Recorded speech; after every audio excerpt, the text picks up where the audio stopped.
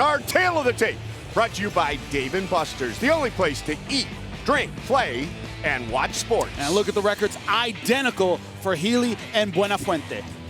With the official introductions, Michael C. Williams. Ladies and gentlemen, good evening and welcome to the Bryce Jordan Center here on the campus of Penn State University. As we get set now, the prelims seen live on Bellator.com and around the world on the Bellator mobile app as the action begins with 3 5-minute rounds in the featherweight division. We introduce the blue corner at 5'9", weighing in 145.5 pounds. His professional record, 7 wins, 4 losses, fighting out of Garfield, New Jersey. Presenting Francis, the praying mantis, Buenafuente.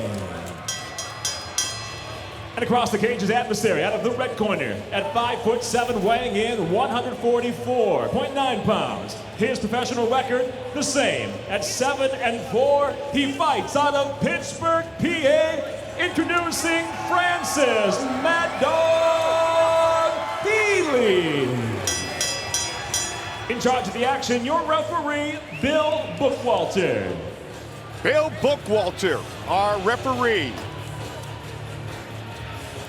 Get these prelims started live on the Bellator app, Bellator.com. Glad you are with us. Okay, time ready? Okay, Frank, you ready? Francis, you ready? Fight! Here we go.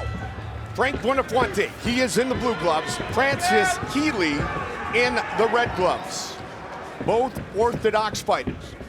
Fight Clock brought to you by Miller Lite, the original light beer. Cheers. It's Miller time. This is that dividing kind of fight. You're getting that 7-4. You're getting around 10 fights. You start wondering, am I going to do this for a living? Am I really going to hit the gas here? Or is this just kind of a, I tried it for a little while kind of thing? It's a separating kind of record. Buenafuente, 29 years old. Healy, 28. So they are at that crossroads. Right at that crossroads. They grapple early.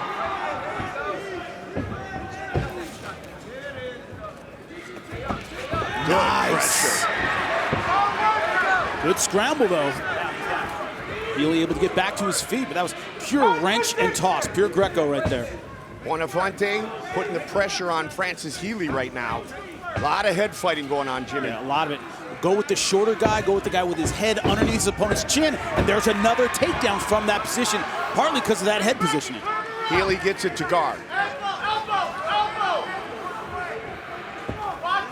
I always teach guys, when you take a guy down, that's when he goes nuts. That's when he tries really hard for a submission. Settle for a second. Think safety first before you go crazy with your ground and pound. Looking to posture up, improve his position. Loosen things up with some ground and pound. So far on top, Buenafuente staying safe. Keep those elbows inside, hands off the mat. The praying mantis, Frank Buenafuente. Good shots to the body. You know, the females do rip the heads off the males, so it makes it tough. You know, I get that. It's good nickname. I do too. Good That's nickname. a great Good point. Nickname. I appreciate that one. We got Francis Healy, young blood from the Mad Dog fight team.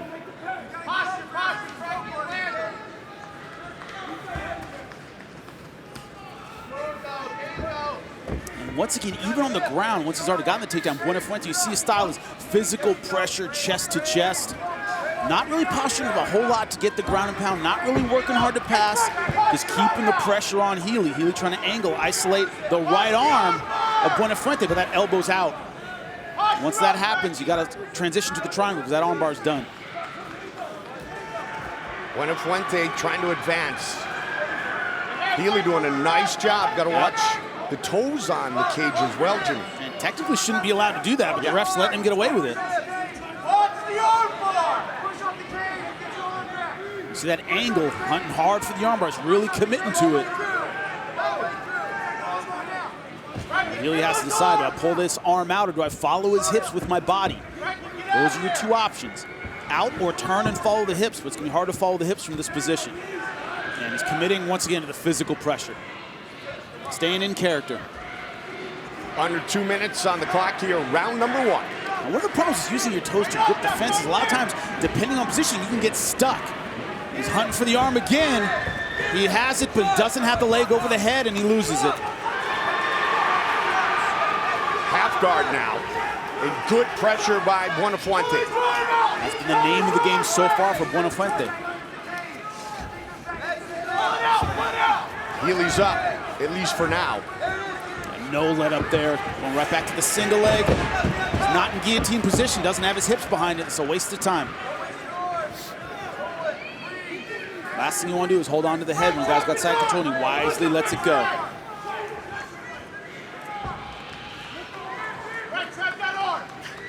Buenafuente, 3 career submission finishes. He's finished 4 of his 7 victories. Fighting out of Garfield, New Jersey.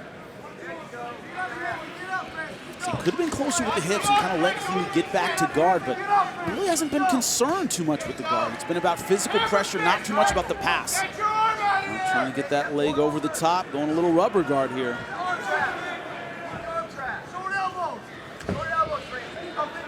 You hear the corner calling for those short elbows.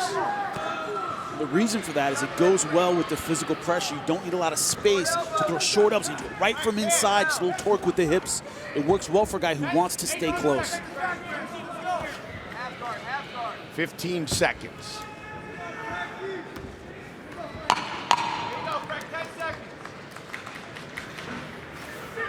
Cage control all about Frank Buenafuente in the first 5 minutes. Frank, you ready? Frank, you ready? Fight. Blue gloves, Frank Buenafuente. Red gloves, Francis Healy. Now, what I'm curious about is how Buenafuente keeps it on, because the style he used in round 1 takes a lot of gas. And the corner of Healy did say he's tired. He's tired. They always say that. Of course they do. Yeah. He's tired. I'm like, yeah, so am I. They don't want to tell you, man, he's really fresh. He looks fantastic. You haven't worn him down at all yet. It's over, kid. I don't know why I'm sending you out there, but go ahead.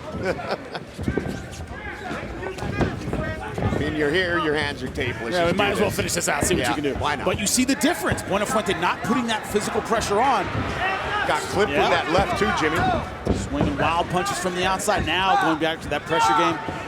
Kimura, but you really have to commit to that with your hips. Carl Parisian special. You got to turn as you do it. Get your opponent flipped over. He was the king of that.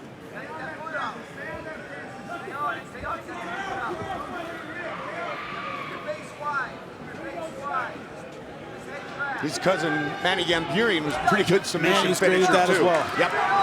If you roll with the guys at go-karts, they love that move. Exactly. They love it. Yep. Actually had a class there from Judo Gene LaBelle, which is Judo freaking Gene awesome, man. LaBelle. I gotta tell you. Rhonda's uncle. Yep. Uncle Judo Gene Yep. LaBelle. Love it.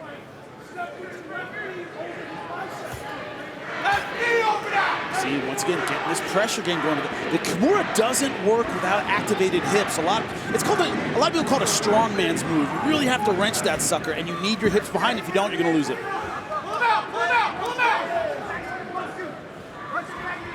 Buenafuente staying active enough that the referee, Bill Bookwalter, letting him battle.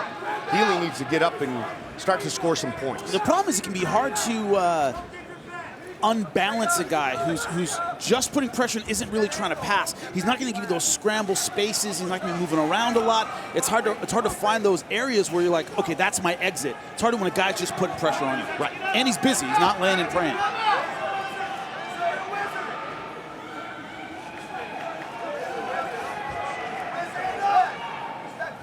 Healy trying to work his way up. He's in the right place to do it, up against the fence. Buenafuente just not letting him off the hook. He's turning, and he wisely ends up turning back, but he's in a bad spot here. Almost got the back there, Jimmy. Yep. You see the gaps in Buenafuente's game in terms of pressure, aggression. He's had a lot of passing opportunities, and he's passed on. Gotcha. You know, he had one hook in, didn't go for the second one. You see gaps in the jiu-jitsu game, but the physical pressure is what's winning him the fight so far.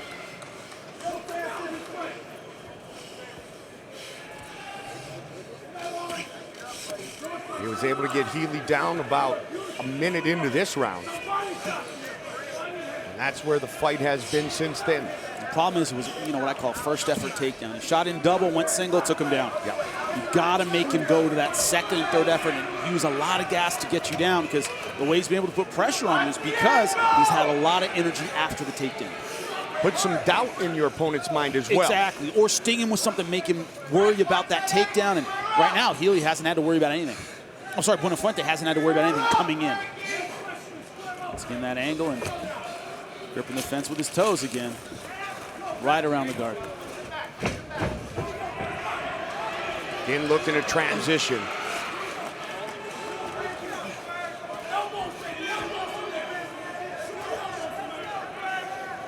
Buenafuente's getting off some good shots here in round 2. And there hasn't been that come on ref stand him up moment. He's kept the foot on the gas enough. Referee hasn't had to intervene in this fight once. Close guard now. Just hanging out there. Let's go.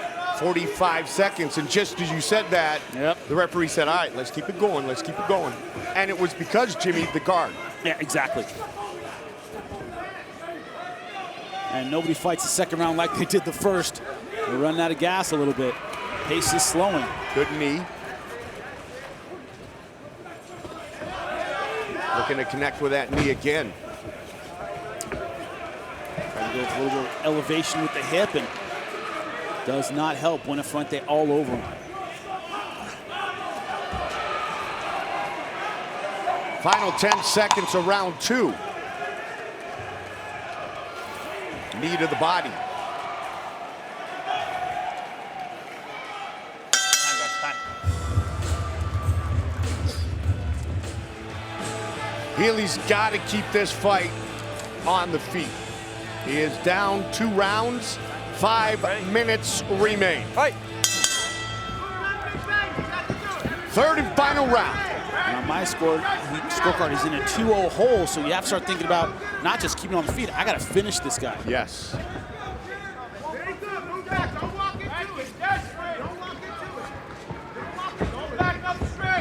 Keep your distance. Don't walk into him. Healy engages.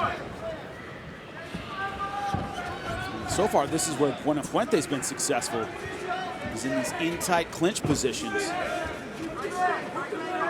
Double underhooks for Healy. But as you mentioned, Jimmy, this is the type of fight that Buenafuente is pretty much owned. Yeah. And also, whenever you're in somebody's wheelhouse in this position, he can kill 30 seconds. He can kill a minute. Even if he's tired or you end up getting the takedown eventually, well, guess what? You're halfway through the third round. You need a finish. Exactly the point you made. You need to finish. Yeah. Crotch lift. Freestyle defense to the takedown. Healy has finished 5 of his 7 career wins by submission as they separate. Healy looking to close the distance. Back fist connects. Nice right hand. What he hasn't had the angle with his feet. So every time he lands a big punch, he basically falls into Buenafuente. He's not tick-tock angling as he comes in. He's been coming in straight, which has led to a lot of these clinch positions. See if Healy can establish something here. Almost a fireman position, except the arms on the other side. High crotch, trying to stay low. Now, this is one of those times where a lot of people ask me, they go, well, what should he do in this position? What did he train? When you thought of how am I going to finish this fight, what popped into your head? Were you thinking submission? Get on top and do it. You thought you were going to knock him out? Now is the time. There's a position where every fighter is confident, and we haven't seen Healy in that position yet. And the clock is quickly becoming his enemy. Almost in a crucifix position here. Has the arm locked up, has the other arm locked up. Problem is, you really want to be on top and have the guy flat for this to be a fight-ending position. Not a good place to be, but hard to stop a fight here. Scramble out, Greg! Scramble out of there! Let's go! Healy wants to do is get on top, spin behind, and Buenafuente, as he's always done, trying to keep his hips on top. Stay on top of this scramble position.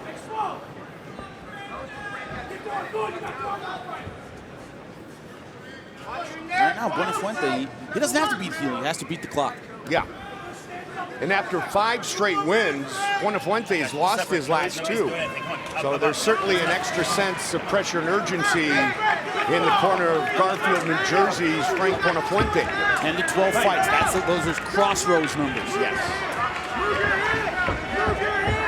Now, if you're Healy, you look to connect and then back out.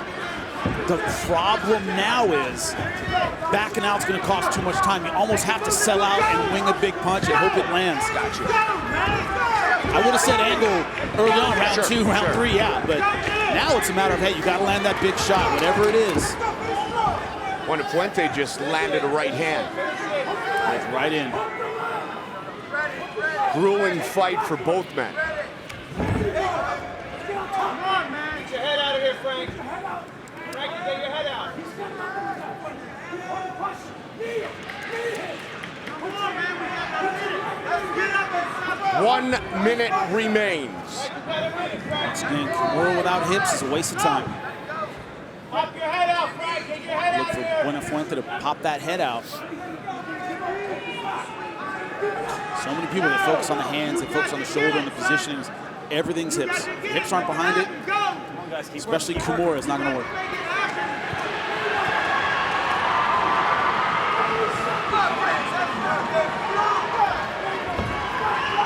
All kinds of pressure again by Buenafuente. Under 30 seconds.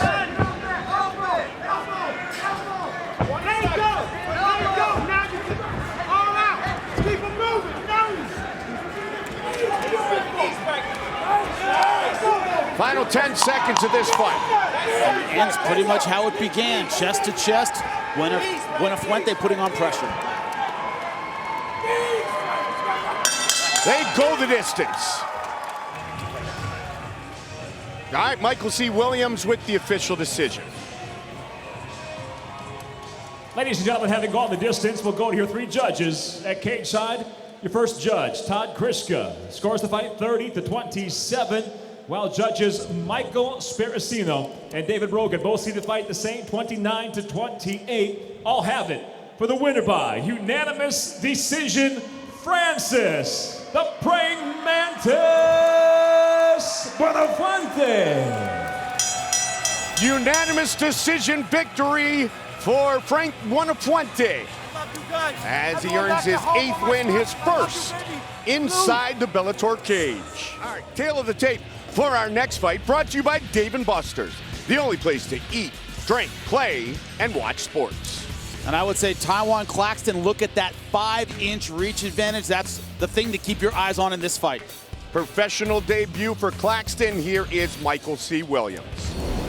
Presented tonight by Miller Lite. Bellator MMA now goes to the featherweight division, set for 3 5-minute rounds. We introduce the blue corner at 5'8", weighing in 145.8 pounds. Tonight, making his professional debut, he fights out of Cleveland, Ohio, Taiwan, Speedy Claxton. And across the cage is adversary, fighting out of the red corner at 5'8", weighing in 145.8 pounds. As a professional, early on, he stands at 1-0. He fights out of Pomona, New York, presenting John Wayne Bowman. In charge of the action, your referee, James Chappell. James Chappell, our referee. Another fight at 145.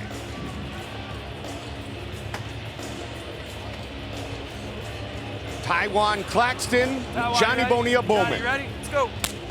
Here we go. Our fight clock brought to you by Miller Lite, the original light beer. Cheers. It's Miller time. Blue gloves for Claxton, red gloves for Johnny Bonilla Bowman.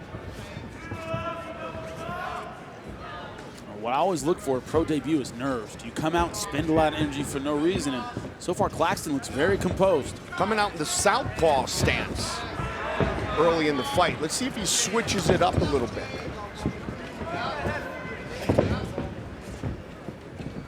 I talked about the reach advantage. It's really extending with that right jab.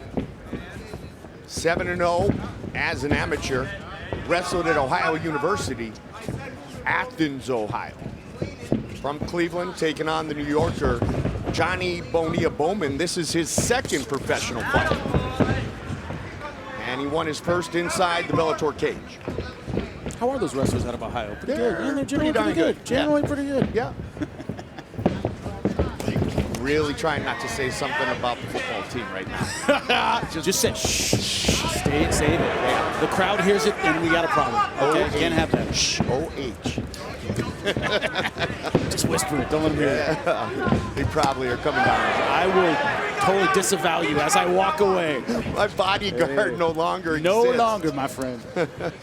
Look at Claxton, man. Very athletic, but real quick with those. Oh! It is all over. Just like that. We're talking about athleticism and speed. Look at that flying knee. Set up by the straight punches. Bowman tried to go underneath it, and it cost him. Boom, man. He covered some distance with that flying knee. Accurate, confident, explosive. Take a look at our black card premium Spice Drum replay. The bold 93 proof ROM that's edgy to the core. Right through the center with the knee. No follow-up, no ground and pound, one and done. Boom. That would have knocked out anyone in the division. Look at the height he gets on. He has trouble landing properly. He had such a leap on that shot. He came from trying to duck down under those straight punches that had been hitting him throughout this fight. He ducked right into a flying knee. Look at it, real speed. When you hit the canvas that hard with the back of your head, you are out. Taiwan also did a good job pulling down on the head of Johnny Bonilla Bowman while he delivered the knee, so it was double the impact. Done. This is a young man to keep your eye on in the featherweight division. Only 24 years old. Great things ahead for him. Not really a bad professional debut Not for at all. Speedy Claxton.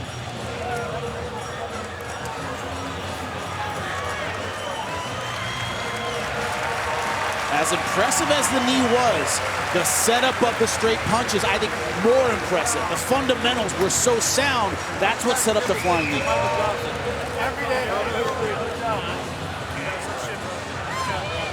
All right, this is his first fight as a pro, maybe his first flying knee, but MVP has been known to do that. Yes, but look how he set up. He waited and caught him coming in, went straight up, landed straight down. He was able to catch Cyborg coming in and devastate him. Two sides of the same coin. You see here, he caught a guy going backwards, went straight at him, launched forward, and look at the landing. He is going, that's a Superman knee, my friend. Very different from what MVP pulled off, but just as impressive. Great stuff. Man. The biggest thing in common, athleticism. Man, explosiveness, accuracy. Set it up with hands. I love seeing that. I love seeing those tight fundamentals with the hands. Great jab, great left hand. That's what sets up the big stuff. Somebody comes in with something crazy and grappling a flying triangle, a flying knee, something like that. That's great. Show me the fundamentals. He showed him that. Michael C. Williams to make it official.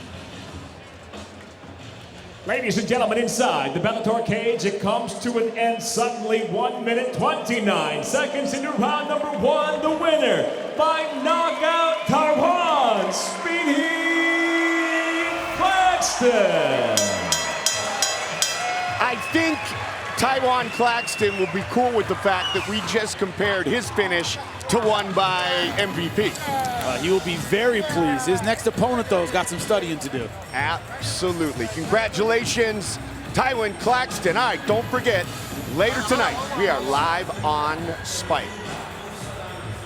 Welterweight matchup, tail of the tape.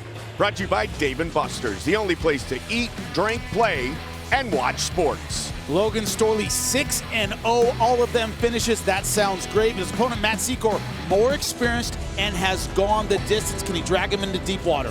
We will find out. Here is Michael C. Williams. Ladies and gentlemen, tonight from State College, PA, Bellator MMA, presented by Miller Lite, now moves to the welterweight division, set for 3 5-minute rounds. We introduce the blue corner first. At 6'1", weighing in 169.8 pounds. His professional record, 9 victories, 4 defeats, fighting out of South Glens Falls, New York, presenting Matt Secor. And across the cage, his adversary, fighting out of the red corner at 5'9", weighing in 170.8 pounds. As a professional, he stands undefeated at 6-0, fighting out of Webster, South Dakota. Introducing Logan Storley. And the referee in charge of the action, Dan Mergliata. Dan Mergliata, our referee for this welterweight matchup. Matt Secor and 6-0, Logan Storley. Ready, sir? You ready, sir? Let's go, fight. Here we go. Fight Clock, brought to you by Miller Lite, the original light beer. Cheers. It's Miller time. Storley in the red gloves, Secor in the blue gloves. Logan Storley, you just heard it. Webster, South Dakota. Same hometown as Brock Lesnar. Storley, 4-time All-American wrestler at the University of Minnesota, exactly like Brock Lesnar. But way smaller. Continue, exactly. 100 pounds less. Talked to him yesterday at the weigh-ins, Jimmy. Very nice, polite young man. Really enjoying the voyage that has started for him in MMA. And it started very well. I like the way he's staying calm here. Good leg kicks so far. Matt Secor, known for his submission game. That's really been the key to his success so far in MMA. 8 wins by submission out of his 9. 6-0, Logan Storley in a total time of 14 minutes and 32 seconds. That sounds great. I mean, it's impressive. You love a guy who can finish. It's crowd-pleasing, blah, blah, blah. But it makes you wonder, okay, has he been in those deep waters? Has he had to question himself? Has he thought about that 14, 15 minute? Going hard for the Kimura. Good step over by Storley, but Secor staying with it, almost taking the back. And we're seeing the strength of both guys here. Yes. Great takedown, but the jiu-jitsu, Secor going for it. Logan Storley did wrestle against Penn State here on numerous occasions. He actually said his Minnesota team won a couple of the regular season meets, but when it got to the big stuff, it was like, we went back to the Twin Cities disappointed. Wrestled against Ed Ruth collegiately. And Penn State's Ed Ruth will fight later tonight live on Spike. Oh, nice short elbow. Stuff. Beautiful. Working out of the half guard. And one thing you have to keep in mind, he wrestled Ed Ruth. He's fighting at welterweight right now. Ed Ruth's a big middleweight. It's a strong guy. Another good right hand. He's cut him up bad. Looks like it's over the eye. That is a bad cut. There's blood everywhere. You can see why Storley has so many quick finishes. Oh, nice elbow over the top. Right at the same spot. He's targeting that cut. Looking for a 6th first-round finish. Storley trained a few years ago with Ryan Bader, CB Dalloway, Aaron Simpson, former Bellator champion, U.S. Olympian Ben Askren. Then spent some time in Vegas. Now Jimmy is in South Florida with Henry Hoof and ruthless Robbie Lawler. And I asked Robbie about Logan, and he said, he's a great kid. Goldie, that's why I'm here, because he is a great kid. Big ground and pound by Storley. Pressure, not letting up. He doesn't need a lot of space to land big shots. Secor trying to roll through, get a half guard sweep here. Jimmy, you were referencing the damage from a short elbow in one of the earlier fights. Yeah. Doesn't take a lot, Yeah, right? they're so good for ground and pound. You don't need a lot of space, and the turn on them can really slice a guy up. Saw what Kenny Florian famously did from the bottom. Yep. It's incredible. Sean Shirt. Yep. Pretty much bled all over the rest of the fight. Kenny actually said he had like a taste like that taste of the iron, and I don't want to talk about it more, but it was pretty gross. Oh, yeah, that's gross. Yeah. True. Part of the sport, buddy. Part of the sport. So you want to be a mixed martial artist. Yep. Secor remaining calm. And a veteran like Secor right now, you're thinking, okay, bad round one, but it's round one. If I can get through this, maybe this kid will slow down a bit. Oh, good right hand again. He's waving him down. I don't think so. One of 10 four-time All-American wrestlers from the University of Minnesota. Many call him the greatest in his weight class not to win a national championship. You can have the best season ever. Everything can go great. It all comes down to the NCAA tournament. Step right, stand up. Stand up, let's go fight. 20 seconds. Dan Murgliata stands him up. It's more like the NFL than, let's say, college football. You need to peak at the right time, peak at the playoffs. One elbow. Finish it with an elbow. One elbow. Right. Step right. Good start for Logan Storley. Matt Secor, Logan Round two, let's go, Storley, gentlemen, fight. round two. Man, great job of the cut, man. Not bleeding at all. That's a huge cut. Storley opening up with some kicks. Logan Storley's such a great wrestler, he's not afraid to kick. You grab it, I can defend a single leg. I've been doing that my whole life. Exactly. Interesting setup. Left arm low. Right hand is cocked though and ready to go. Yep. Storley Right set into that the up tip. beautifully. Easy. Beautifully. Close guard. You know, it reminds me a little bit, Matt Hughes, an All-American wrestler, of course. There were better guys. There were guys who had been more decorated than Matt Hughes. What he did so well is he was so good at integrating that big shot into the takedown. It was all seamless. Overhand right into the takedown. He was so good at setting it up in an MMA way. MMA wrestling, freestyle, Greco-Roman wrestling, very different. Very, very different. You only have to worry about getting kneed in the face during a takedown attempt in MMA. Yeah, exactly.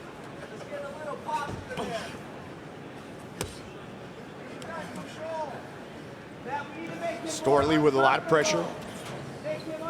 Now we're going to find out the intensity of Storley in a round two, which he has not seen before. Will we start conserving energy? We'll start thinking about round three, or will we let it all hang out looking for the finish? This is the longest fight of his professional career. Previously, he had won 13 seconds into the second round. So this is the longest fight for Storley as they stand him up. Not busy enough. You heard Robbie Lawler say earlier, make him uncomfortable. Having a giant cut on your forehead, that'll make you pretty uncomfortable. I would agree with that. One problem with Secor's stance is he's really turning that left shoulder in, kind of the Philly shell, little Mayweather there. It's hard to defend leg kicks. His front leg's a little bit turned. You got to be a little more square to deal with leg kicks, and right now he's not in the stance to do that. Secor fighting in the Bellator cage for the 5th time, 2-2.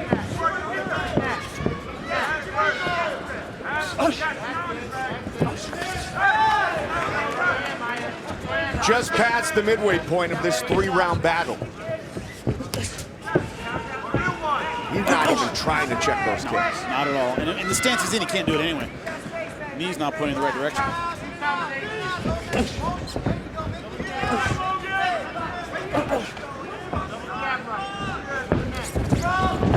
And again with the takedown. Just blast the double. First effort is working every time. Yeah, first effort for the takedown. Make it fight. He's gas. You're not. Let's go. Move now. Let's get up. Let's win this one. Come on. Elbow, man. Webster, South Dakota, town of 1,800.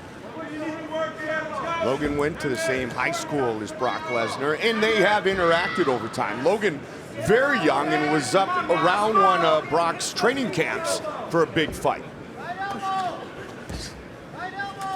There you wrestler out of South Dakota, Linton Vassell, wrestled for the University of Iowa, 3-time national champion for them, 5-time state champion. Wow. When you win state in the 8th grade, that's impressive. That's impressive. The Dakota Destroyer was his nickname in high school. Phil Davis, Ed Ruth, both national champions, didn't win a state title here in Pennsylvania. More on that later because Phil had some great insight to why it didn't happen. We're going to make you wait. 1 minute, Logan, 1 minute. Well, you want to stay there, you got to keep busy. And that C-Court, you know, it's like, hey, you know, he's got to keep going, stand us up. But, you know, stand-up hasn't been going great, and Storley's been able to take him down every time he's wanted it. But nice and clean, nice and clean. Back it up. C-Court not able to get his game going at all. Logan was pretty young when he was sparring and wrestling with Tony Ferguson, one of Brock's camps. He's going to try to go for that Kimura counter, and Storley just too quick for it. He can armbar him from here if he steps over. He's not even going to try it. Stay on top. Don't play jiu-jitsu with the expert.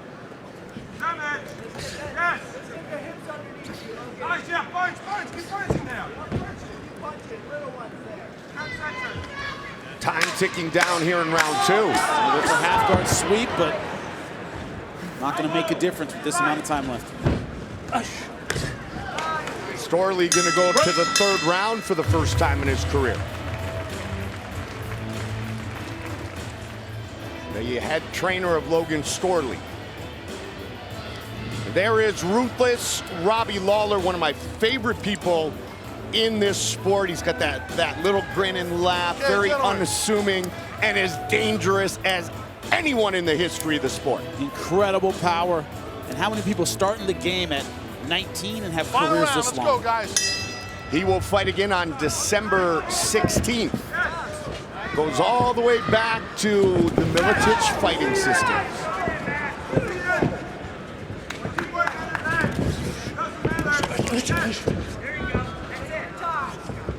Got to fight against Dos Anjos. Right now, ruthless Robbie Lawler all about his teammate Logan Storley. Early in the game, Jimmy, the Miletich fighters ruled mixed martial arts. Dominated. Ruled it. Yep. Jens Pulver, Matt Hughes, of course, Pat Miletich. Yep. Ruthless Robbie Lawler. Yeah, Tim Sylvia as a heavyweight champion. They controlled at one time, I think, 3 belts at once. Because remember, they had 185, they had 155, they had 170, and they had heavyweight at a certain point. But I think they had 3 at one time. You go back far enough, you get the Rich Franklins and the Marcus Davisons, who would go to Iowa to train with those guys. Little Evil, Jens Pulver. Yep. Dave Benet, first middleweight world champion. Yep, Minnesota guy. Yep. And really, the philosophy hasn't changed. I mean, he's grinding them out, just pressure, making you want to give up. Incredibly well-rounded. As much as the game has changed, those attributes haven't. Correct.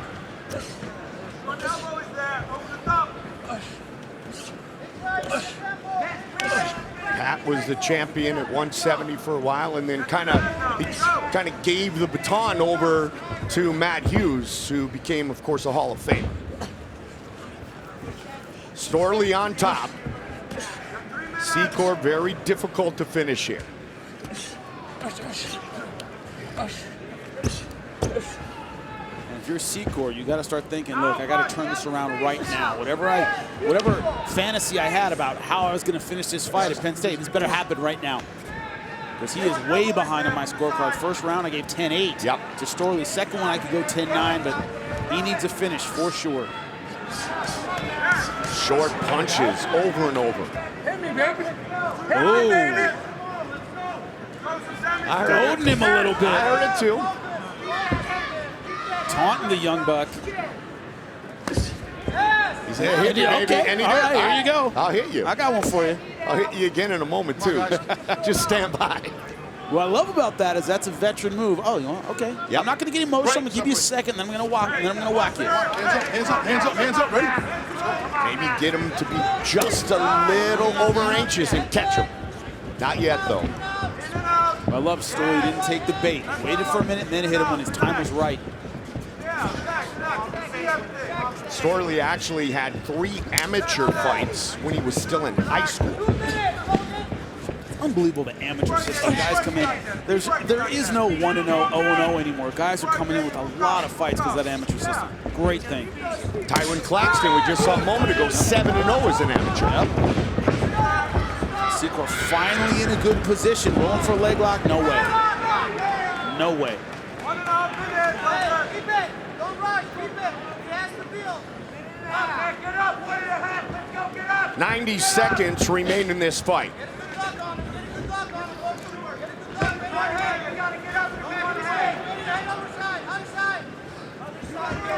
Storley's in a position where he can just stay smart. Get up. Let's go. Get up.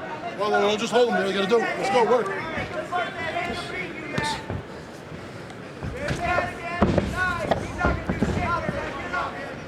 First time Storley's gone into round number 3. 6-0 as a pro.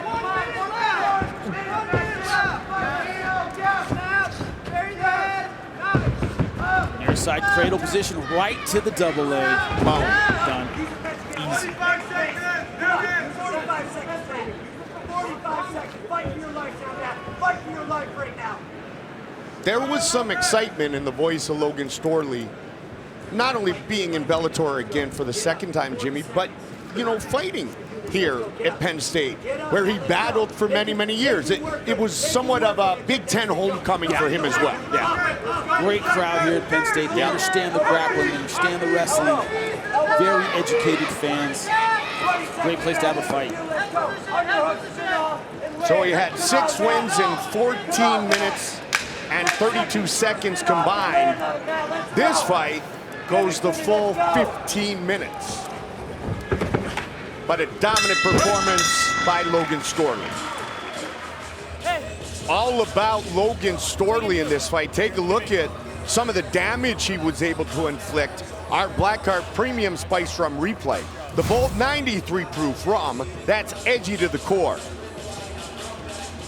Leg kicks, top pressure, beautiful elbow to cut the head of Matt Secor, and that was a target for the rest of the fight. Right hands over the top, elbow. Secor never able to get his offense going. And every time he did, Logan Storley had the counter. I like the well-roundedness of Storley. This wasn't a guy who just relied on his wrestling and takedown after takedown. Looked good on the feet, looked great with his ground and pound. Submission defense was solid. This kid's got a great future. And answered a few questions about how will he handle going deep into a fight for the first time. All right, Michael C. Williams, let's make it official. Ladies and gentlemen, having gone the distance, we'll go to your 3 judges at cage side. Your first judge, Carlo Urso, scores the fight 30-26. Well, judges Greg Munsky and Michael Sparacino both see the fight the same, 30-27. I'll have it for the winner by unanimous decision, Logan Storley. Our preliminary matchups continue. This one in the bantamweight division, and our tail of the tape brought to you by Dave & Buster's, the only place to eat, drink, play, and watch sports. Last time we saw Dominic Mazzata, he was at featherweight, taking on AJ McKee. That was not his natural weight. He's much better at 136. You know, that tail of the tape, there's a lot of things that are virtually identical. Almost. Almost. So many. Here's Michael C. Williams. Bellator MMA, presented by Miller Lite, now goes to the bantamweight division, scheduled for 3 5-minute rounds. Introducing the blue corner, at 5'7", weighing in 135.2 pounds. His professional record, 8 wins with 5 losses, fighting out of Lancaster, Pennsylvania. Introducing Matt SMG Lozano. And across the cage, his adversary out of the red corner at 5'7", weighing in 136 pounds even. His professional record, 12 wins, just 2 losses.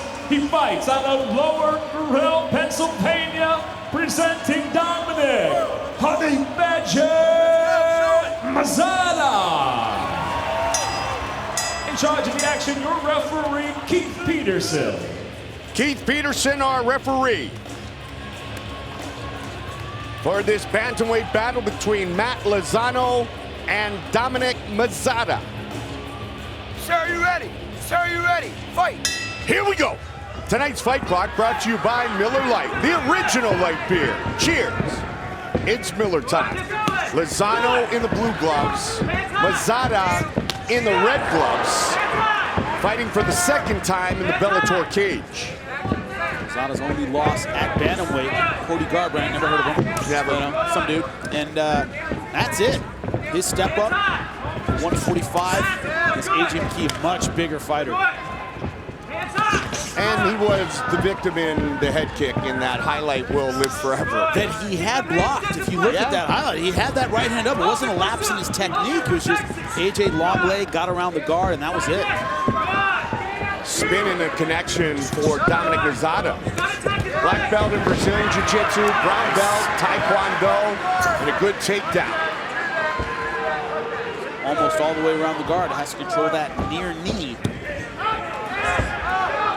12-2, Jimmy, and his 2 defeats, Cody Garbrandt and AJ McKee. No shame in that. Yeah. Would love to get his first Bellator win here tonight. Short elbow cut up the right eye. It's already bleeding. Not even 2 minutes into round 1. It's gonna be a bloody night tonight. Good right hand. Vicious stuff from Mazzata. Yeah, looking for more elbow opportunity. And you sense that chip on his shoulder. For sure. The first time I was able to show what I had in Bellator, I was fought out of my weight class and I got a head kick knockout. I really want to show what I have because he's coming out on fire in this fight. He wants to reintroduce himself to the Bellator fans. He had a 9-fight win streak going into that battle against AJ McKee back in April. A lot of blood, hammer fist, elbows, pushes the up kick to the side, and back into battle mode. Diving in with no hesitation.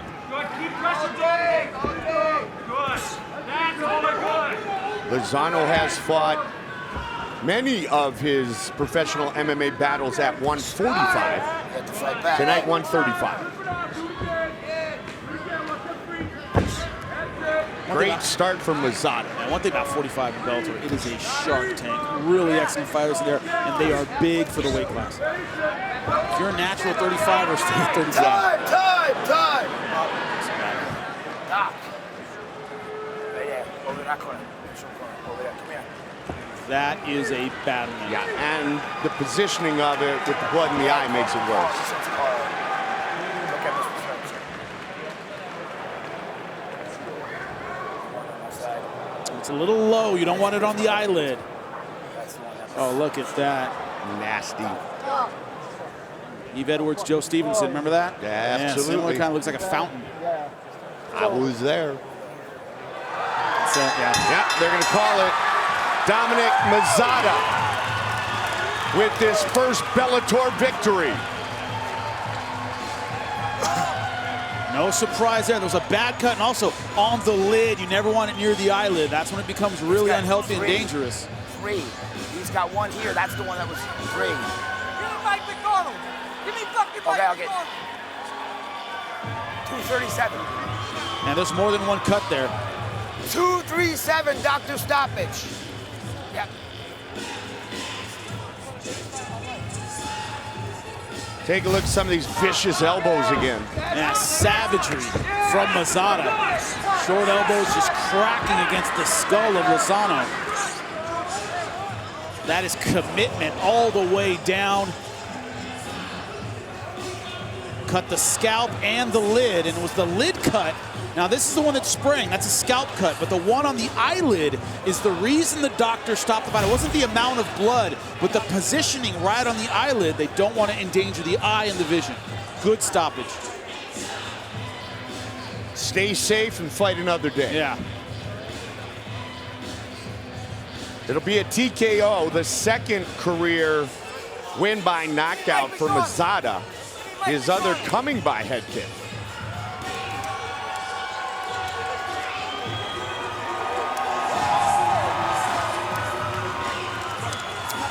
And that's a kind of a look out, everybody at bantamweight. Yeah, you saw me at 45. This is me at my best. Mazzata, born in Pittsburgh, grew up in North Kensington, and he wins here tonight in State College. Here's Michael C. Williams.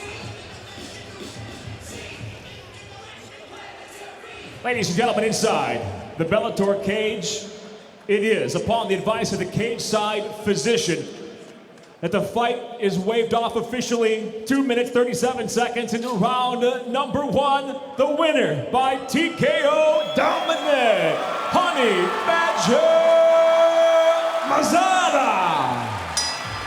All kinds of fired up. Good win for Dominic Mazzata.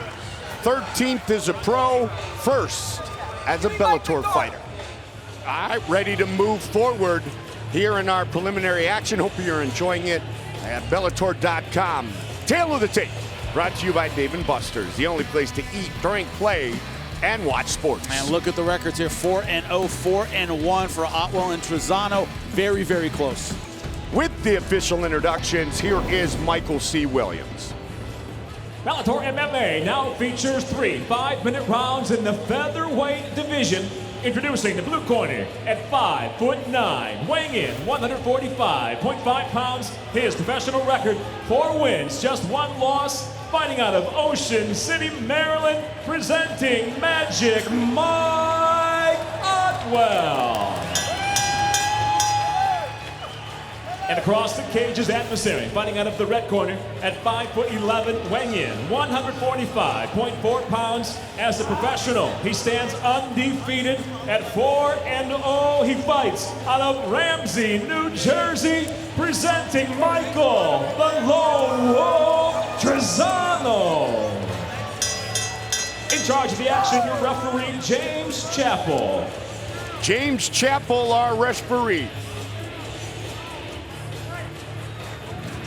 Mike Otwell, 3-1. Michael Trezano, 4-0.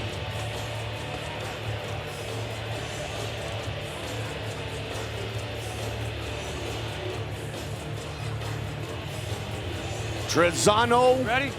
Otwell. Ready? Let's go. We are underway. Fight Clock tonight brought to you by Miller Lite, the original light beer. Cheers. It's Miller time.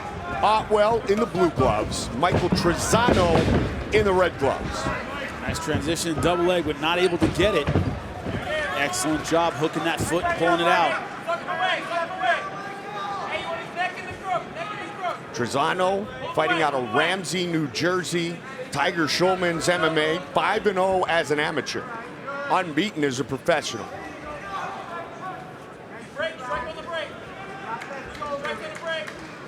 Good job pummeling those arms in. He's got to get off the fence and angle. Otwell being tenacious with this body position. Otwell has finished all 3 of his professional wins.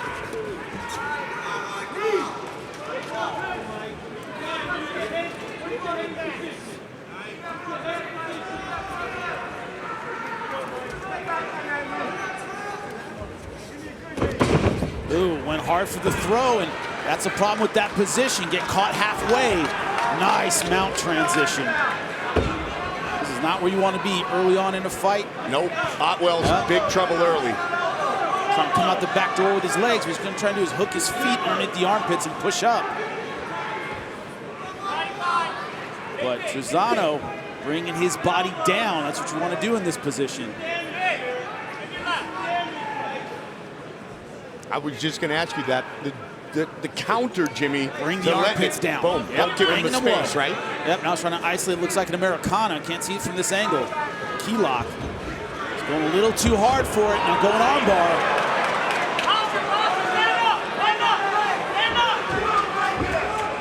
Back in guard. Trezano's 1 professional win by submission came by rear naked choke. Very long legs. Got to be cautious in a guard like that. 5'11", 145. Yeah, tall for this weight class. Inside control always. Inside with that left arm.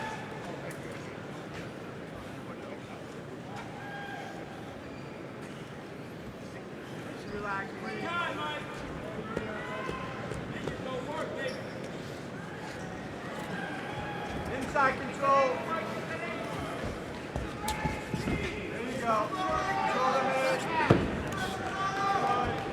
Otwell really not able to get his ground and pound going yet. Seems content to not get submitted at the moment.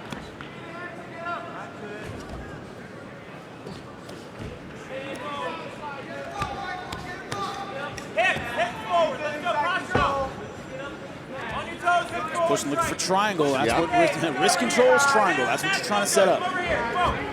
Trezano was on top. Jimmy now. Otwell. See what kind of damage he can do. Otwell so far hasn't done much. Seems Nope. like he's more in a defensive position. Try not to give anything up. Trezano controlling posture here. And foot on the hips, very, very active position, able to angle well from there. Bring him over here. Need the cage. James Chappell watching real closely. Wants to make sure they're keeping busy. All right, it looks like Trezano a little busier from the bottom than Otwell is from the top. Trying to lock up Kimura there, but Otwell able to extend that arm. Now he's trying to bury it, step over his hand.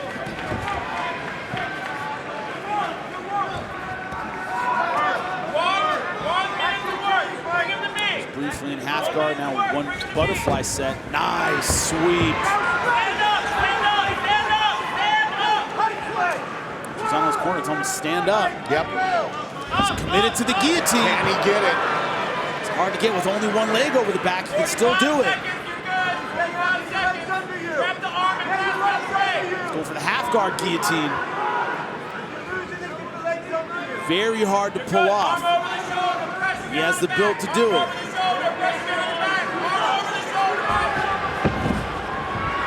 Otwell's out. Doesn't mean Trezano won't go back to it. Good defense by Otwell. His corner saying, get the takedowns. Only 20 seconds left. He's trying to ice the round. Yep. So leave his aggression in the mind of the judges, but oh, easy sweep. Beautiful stuff. Final seconds of round one.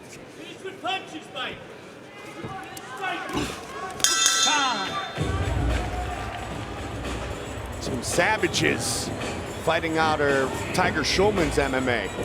Ready? Ready? Let's go. Right across the Hudson. Round two. Head kick early. Mix it, Mike, mix it. No problem if you're Trezano. I gave him around 110-9, but Otman was on top a lot of that for a lot of that fight, and a lot of judges, they see the guy on top as the one who's winning. I thought Trezano was more active, looking for the submission, but you know, Trezano can't think it definitely went his way on all three scorecards.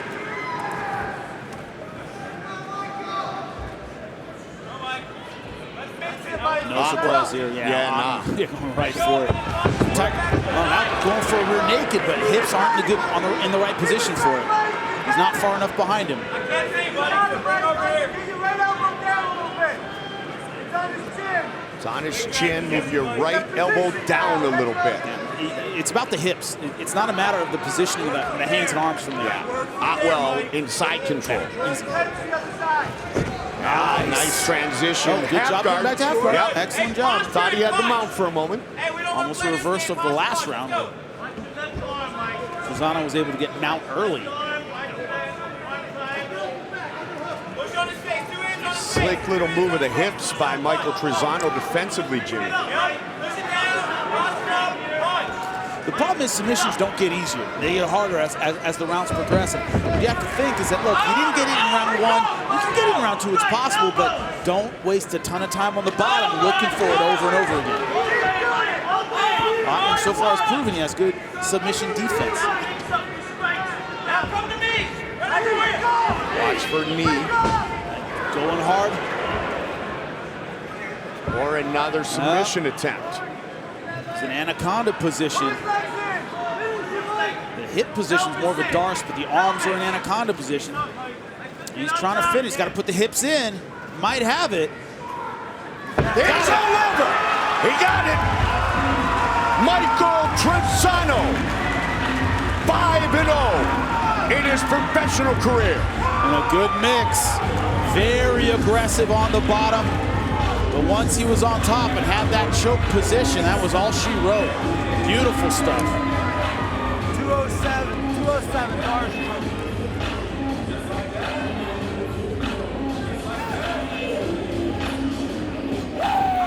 Let's look at the finish on our Black Card Premium Spice Rum replay. The bold 93 proof rum that's edgy to the core. Now look at the arms. Locked up in anaconda position, which is under the armpit. And he just cranks. Basically a modified guillotine. Hips are all the way in. As soon as he hooks the leg right there, that's when he's able to really get the crank on it. Nowhere to go. Ottman does the smart thing and taps out, but look at that hip positioning. That's what leads to the submission, not the position of the arms, but the position of the legs and the hips. Michael Trezano with his second career win by submission. That angle on the replay, Jimmy, you could see why Mike Otwell was forced to tap. He held on as long as he could. Yeah. All right, let's get it to Michael C. Williams. He'll make this fight official. Ladies and gentlemen, inside the Bellator cage, the tap comes by way of a Darsh choke. Official time, 2 minutes, 7 seconds into round number 2. The winner by submission, still undefeated, Michael, the Longhorn Trezano. Let's go! Congratulations to Michael Trezano. His first Bellator victory here in Happy Valley. Our tale of the tape for this catchweight fight brought to you by Dave & Buster's, the only place to eat, drink, play, and watch sports. And Mike Wilkins, 5'10" to Brett Martinez's 5'6". Michael C. Williams. Ladies and gentlemen, tonight here at the Bryce Jordan Center, Bellator MMA now goes to 3 5-minute rounds at 165 pounds and introduces the blue corner at 5'10", weighing in 163.6 pounds. His professional record, 7 wins, 4 losses, fighting out of Pittsburgh, PA, Iron City, Mike Wilkins.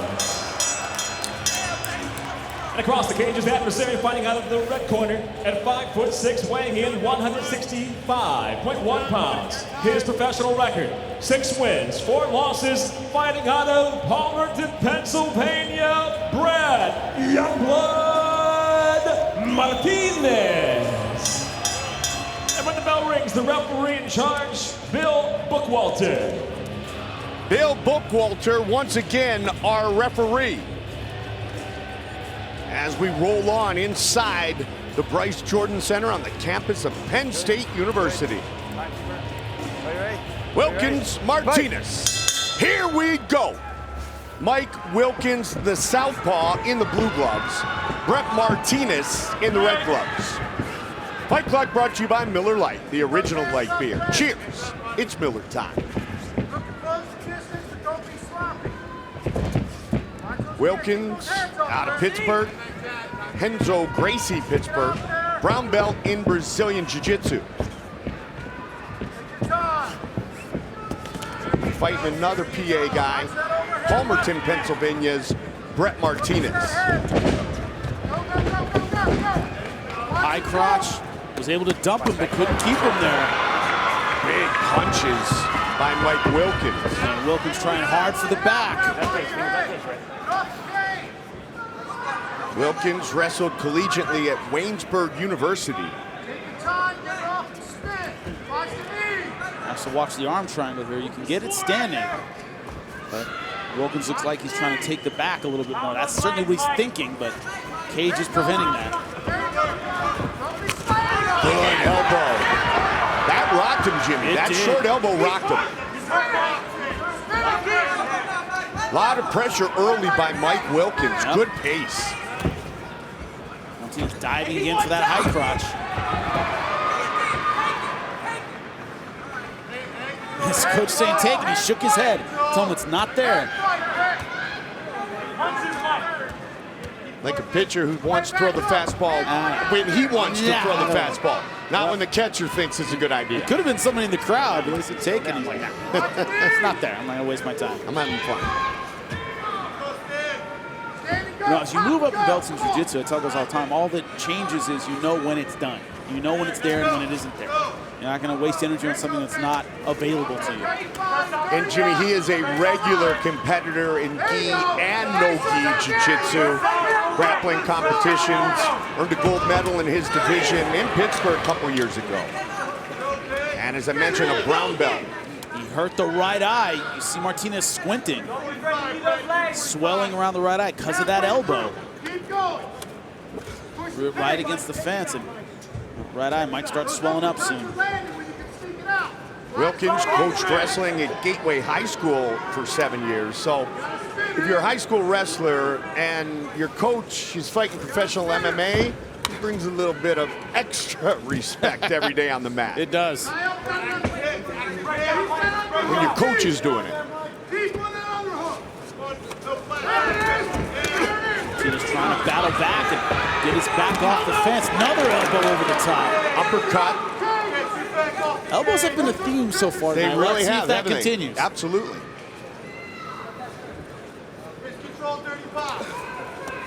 Considering we have 3 standout wrestlers on our main card, wouldn't be surprised if we saw a lot more. My buddy Patrick Cote would call them Helbows. With the French Canadian, right? I threw the Helbows. I hit him with the Helbows. Yep. My coach would say, you know, he spec the elbows pull hard. What's wrong with you, Jimmy? Watch yourself. It's the Portuguese. That's, Absolutely. I've learned a little bit of Portuguese. I just love the profanity because it gets screamed at you all the time on the mat. That's the first thing you learn in any language. Any language, that's what you learn. Even English. Yep, exactly. Just over a minute on the clock here in the first of a potential 3 5-minute rounds. Crowd getting energized here. It's going to be a fun night live on Spike. Top of the hour. 2 titles, 5 fights in all, including Zach Freeman. Second fight in the Bellator cage, his first one, the win over Aaron Pico at Madison Square Garden. But he could not have scripted any better. Beat him every way you could beat him. Wow. Those are legal. Yep. Tommy's not going to get a ton of power from that position, but you keep throwing him. Wilkins just keeping the pressure on Martinez. That's when he starts. Let's go. 20 seconds, Brad. Look for that uppercut. Real. 10 seconds, Brad. Awesome job. 5.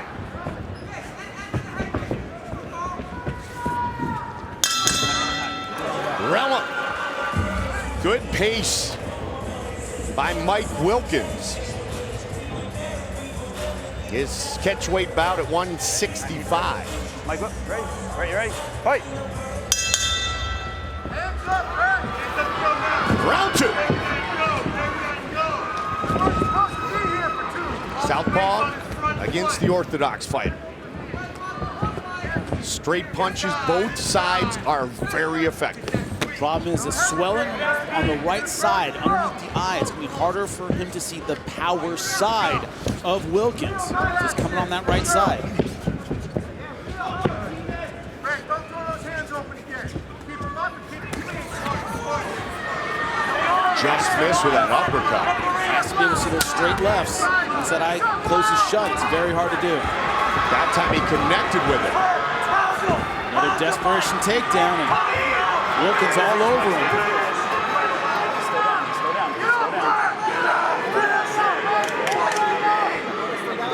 Wilkins talking to Bill Bookwalter, the referee. Good job pulling him off the fence. One hook in, looking for the second one. It's a little high right now. He's going for the neck. Can he get it? And he can. It is all over! Mike Wilkins by submission. What do you got, Steve? Jimmy, he had broken down Brett Martinez in the first 5 minutes and then got the finish here early in the second. With that one hook in, as soon as what happened was Martinez kind of forgot about his neck defense because he only had one hook in. Hey, I don't care if you have one hook, no hooks, you can still finish that rear naked, and that's exactly what Wilkins did.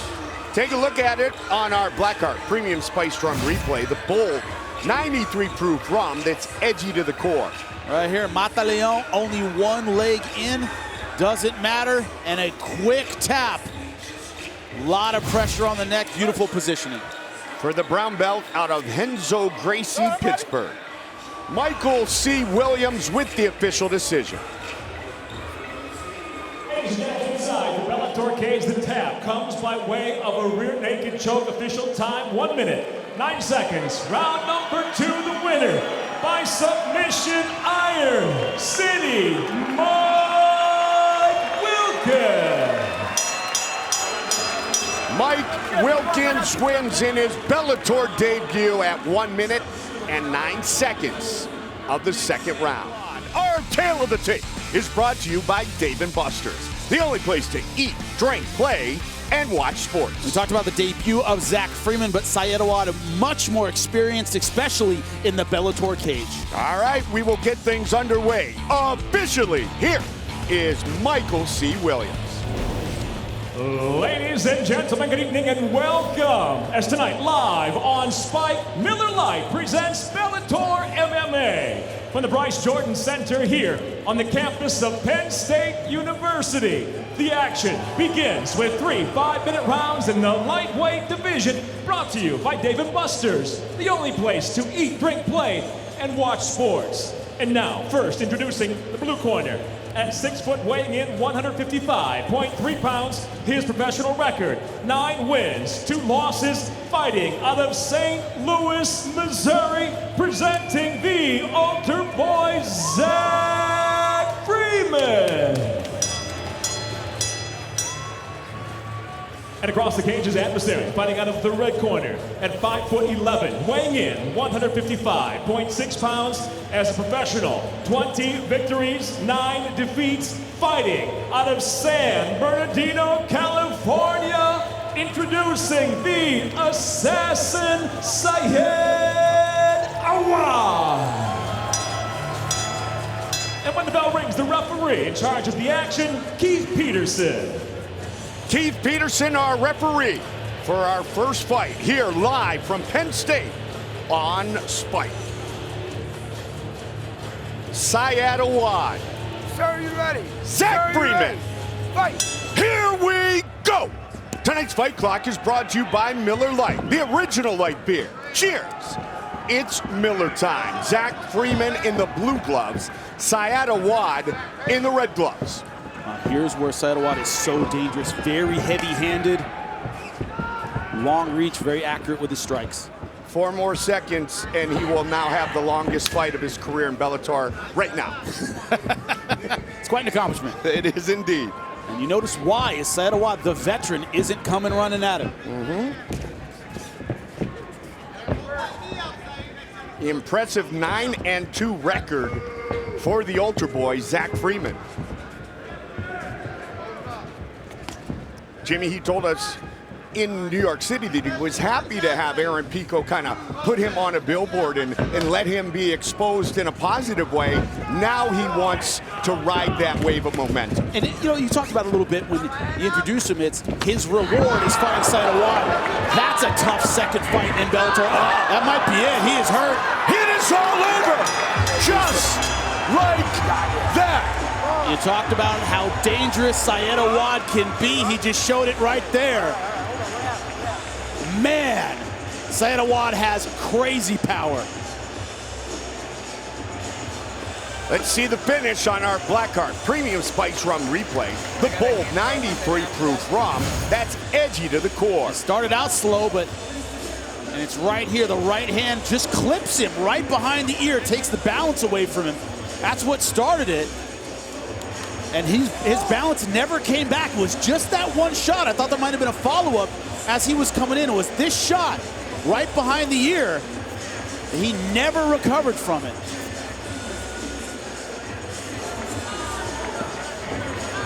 That'll mess with your equilibrium. Yeah, I thought he may have hit his knee on the way down, but he didn't. It was simply the right hand behind the ear. That was all she wrote for Zach Freeman. A quick finish for Syed Awad here on the campus of Penn State. 21 career wins, 16 finishes, and tonight, the 14th in the very first round. And make it official, Michael C. Williams. Ladies and gentlemen, inside the Bellator cage, the end comes 1 minute, 7 seconds into round number 1. The winner by TKO, the assassin, Syed Awad. Quick work, 1 minute, 7 seconds. Jimmy will visit with Syed Awad. I'm here with your winner, Syed Awad. There's nothing like recognizing the fight is over before everybody else. Did you know he was in that kind of trouble when he landed the right hand? You know, yeah, I saw him after the first hit that I heard him a little bit, so I sat back and I knew I would land it.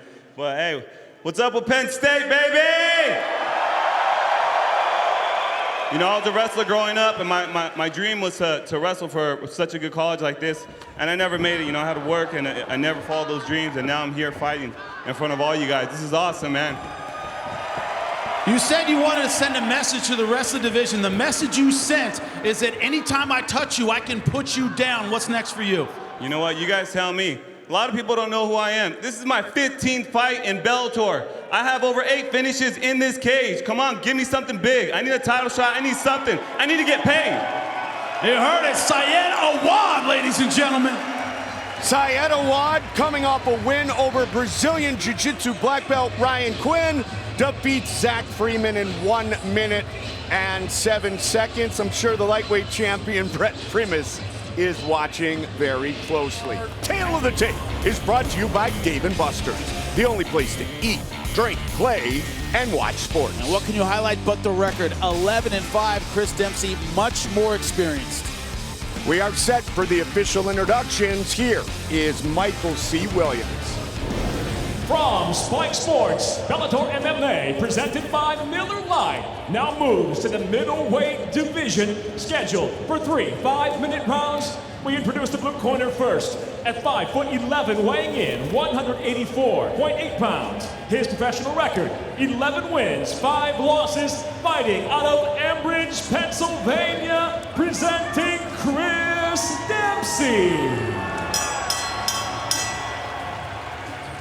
And across the cage, his adversary, fighting out of the red corner. At 5'10", weighing in 185.9 pounds. The 3-time national champion wrestler here at Penn State University stands undefeated as a mixed martial artist with 3 victories, all by knockout, no defeats. He fights out of Fresno, California, by way of State College, PA, introducing Easy and Rude. In charge of the action, your referee, Dan Mergliata. Dan Mergliata, our referee. Ed Ruth has come home.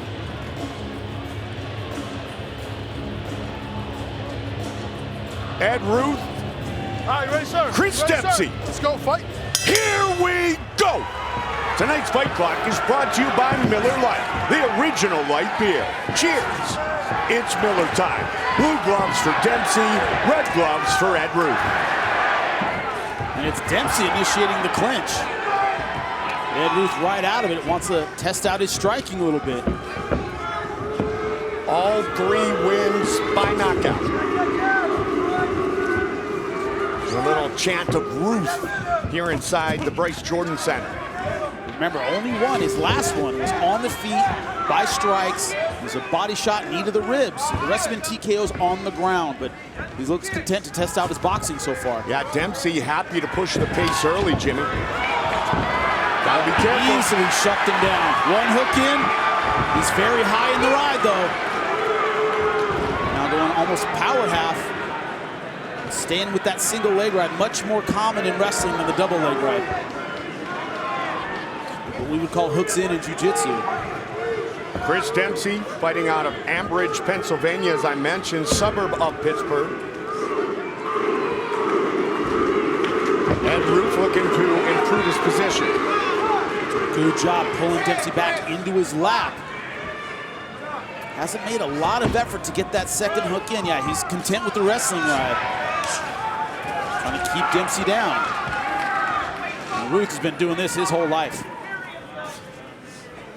Ed Ruth, as we mentioned, three-time national champion. His team, all 4 years of his career here, national champions. Far side cradle. Yep, there he goes, pulling him back. Fans, you can join the conversation. Hashtag Bellator 186.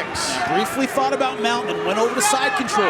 You see what he's doing? He'll test the waters a little bit with a jiu-jitsu position, but go back to something that's a little bit more comfortable for a wrestler. A full mount position, extremely rare in wrestling. His side control is almost like a pinning position. He knows how to hold that forever. Needs to settle down just a little bit more. Taking the pressure off Dempsey. Dempsey has been out a while. 1 year, 4 months, 30 days. Half guard. Ruth looking to pass. Leaping right over. Steps into full mount. It's exactly where he didn't want to be early on in this fight. No sweat. Ed Ruth very, very fresh. And he is shown to have vicious ground and pound. Ed Ruth was the top-ranked recruit in his weight class out of high school.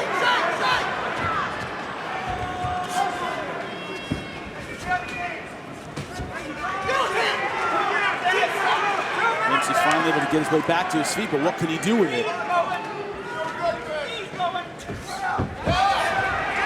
It's a shot that won him his last fight, knee to the ribs. Chris Dempsey told us, Jimmy, that his focus has been on his stand-up game. He's been on the wrong side of some knockouts in his last few fights, so it'll be interesting to see if they stand and trade. And Ruth so far seems willing to do that, seems willing to try out his other skills. Nice head movement. He's taking some chances with the hands. He's letting them float right around chest level. That can be dangerous. So far, showing a lot of confidence. Ed Ruth told us he learned so much. He learned who you want to be and who you are during his wrestling career under the all-time best, Cael Sanderson. That left connected on the chin of Ed Ruth. Final minute of round one. Now, could be Dempsey expected a little bit more of a wrestling match. Wasn't exactly prepared for the boxing of Ed Ruth. He hasn't adjusted yet. Now getting a little more aggressive.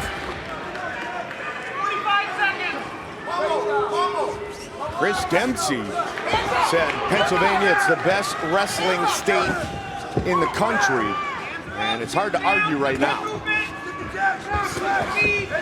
Penn State, the national champs, 6 of the last 7 years. When you think of how many tough programs are in Pennsylvania, not just Penn State, but Lehigh, Pitt, Penn, they're all here. Triangle guillotine, but doesn't have the hip position, and Ed Ruth jumping right over that.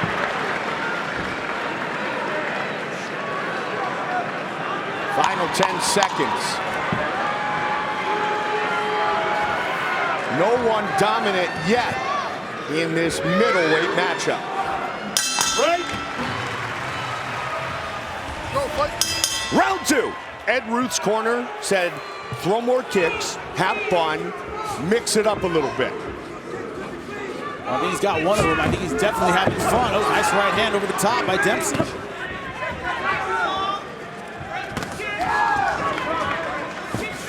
Big swing and a miss. So far, Dempsey hasn't given Ed Ruth a reason to stop boxing. Hasn't stopped him in his tracks. Hasn't. Boom! That's it. It is all over just like that on cue, Jimmy. Wow!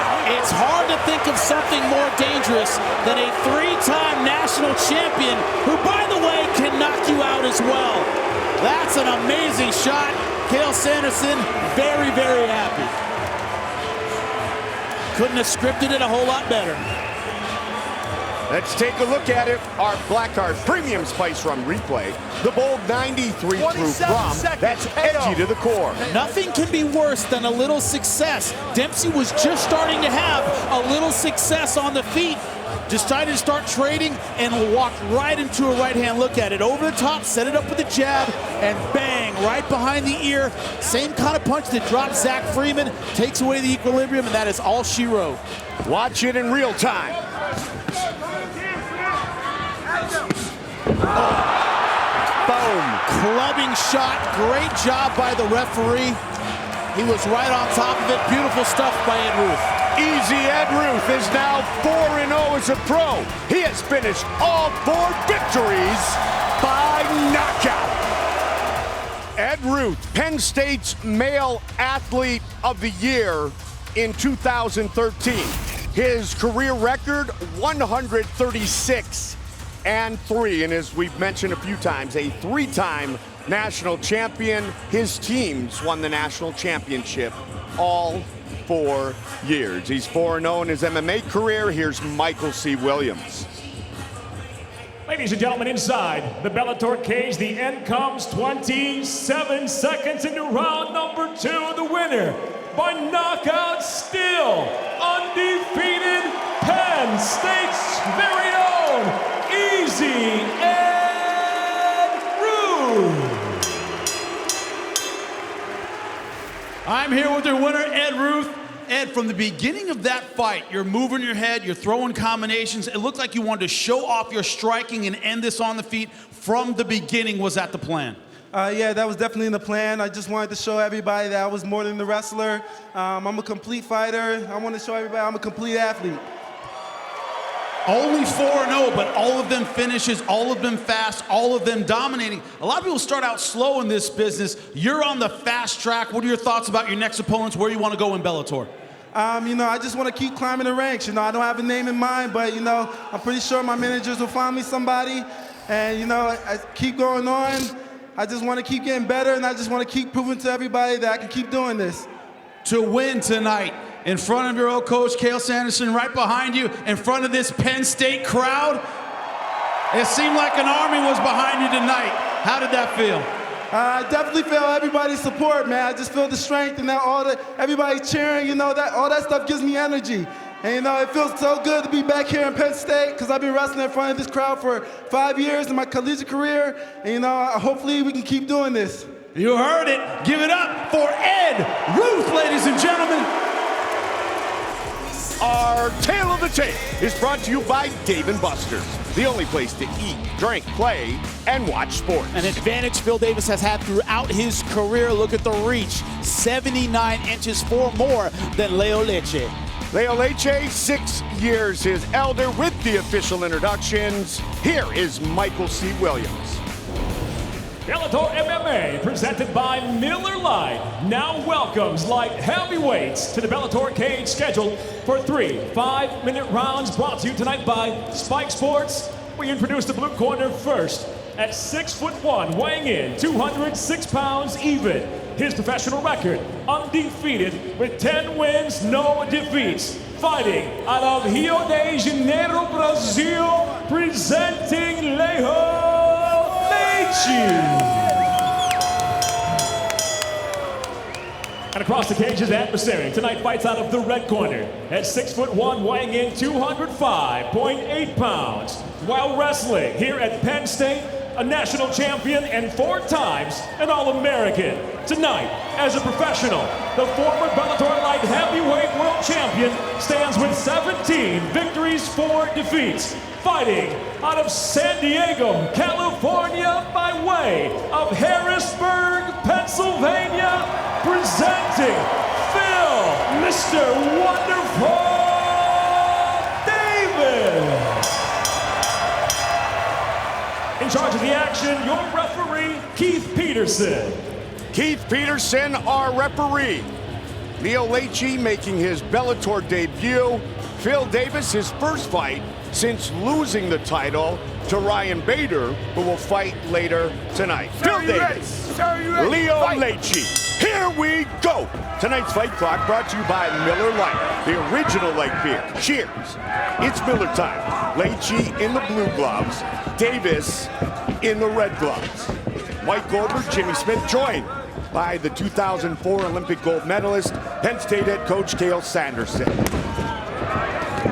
One thing that reach allows Phil Davis to do is he extends on his punches and is able to keep guys on the outside a lot. Therefore, he can see their punches coming. They're always further away than they want to be. Coach, I like what you said earlier, that wrestling is a martial art, and we've found it to be the most successful martial art, if you're good at it, in the MMA world, because the wrestlers dictate where the fight takes place. Yeah, I think that's important. I think, and just recognizing that across the country, millions of kids are in mixed martial arts. Their parents put them in there for self-confidence and you know, being able to defend themselves. If you want your kids to be able to defend themselves and build confidence, you put them in wrestling, right? That's my belief, and I think MMA has demonstrated that. Now, one thing, I went back to my wrestling room in high school, and you know, it used to be okay when I was in school, and then now it is packed. Kids see these guys go, man, I want to learn how to do that stuff. And there's so much interest it's generated, and the ability to go somewhere when you're done wrestling, that's huge. Phil Davis is so good in these positions, but if you're Leite and you have any faith in your judo, this is where you're going to use it. These chest-to-chest, almost Greco positions, that's where he can get these kind of throws against Phil. Yeah, trying to get him up and over that hip. Almost it doesn't have a gi to hold on to. Different game. So far, his balance is good. Phil's not having his way with him. Good. And just as I say that, just on cue, shucks him by, going for the leg lock. That isn't deep enough. He's not going to get that. And Phil's out. A couple of minutes in to the first round, Davis and Leite. When MMA first came on the map, Coach, it was obviously Royce Gracie. Nobody knew what Brazilian Jiu-Jitsu was.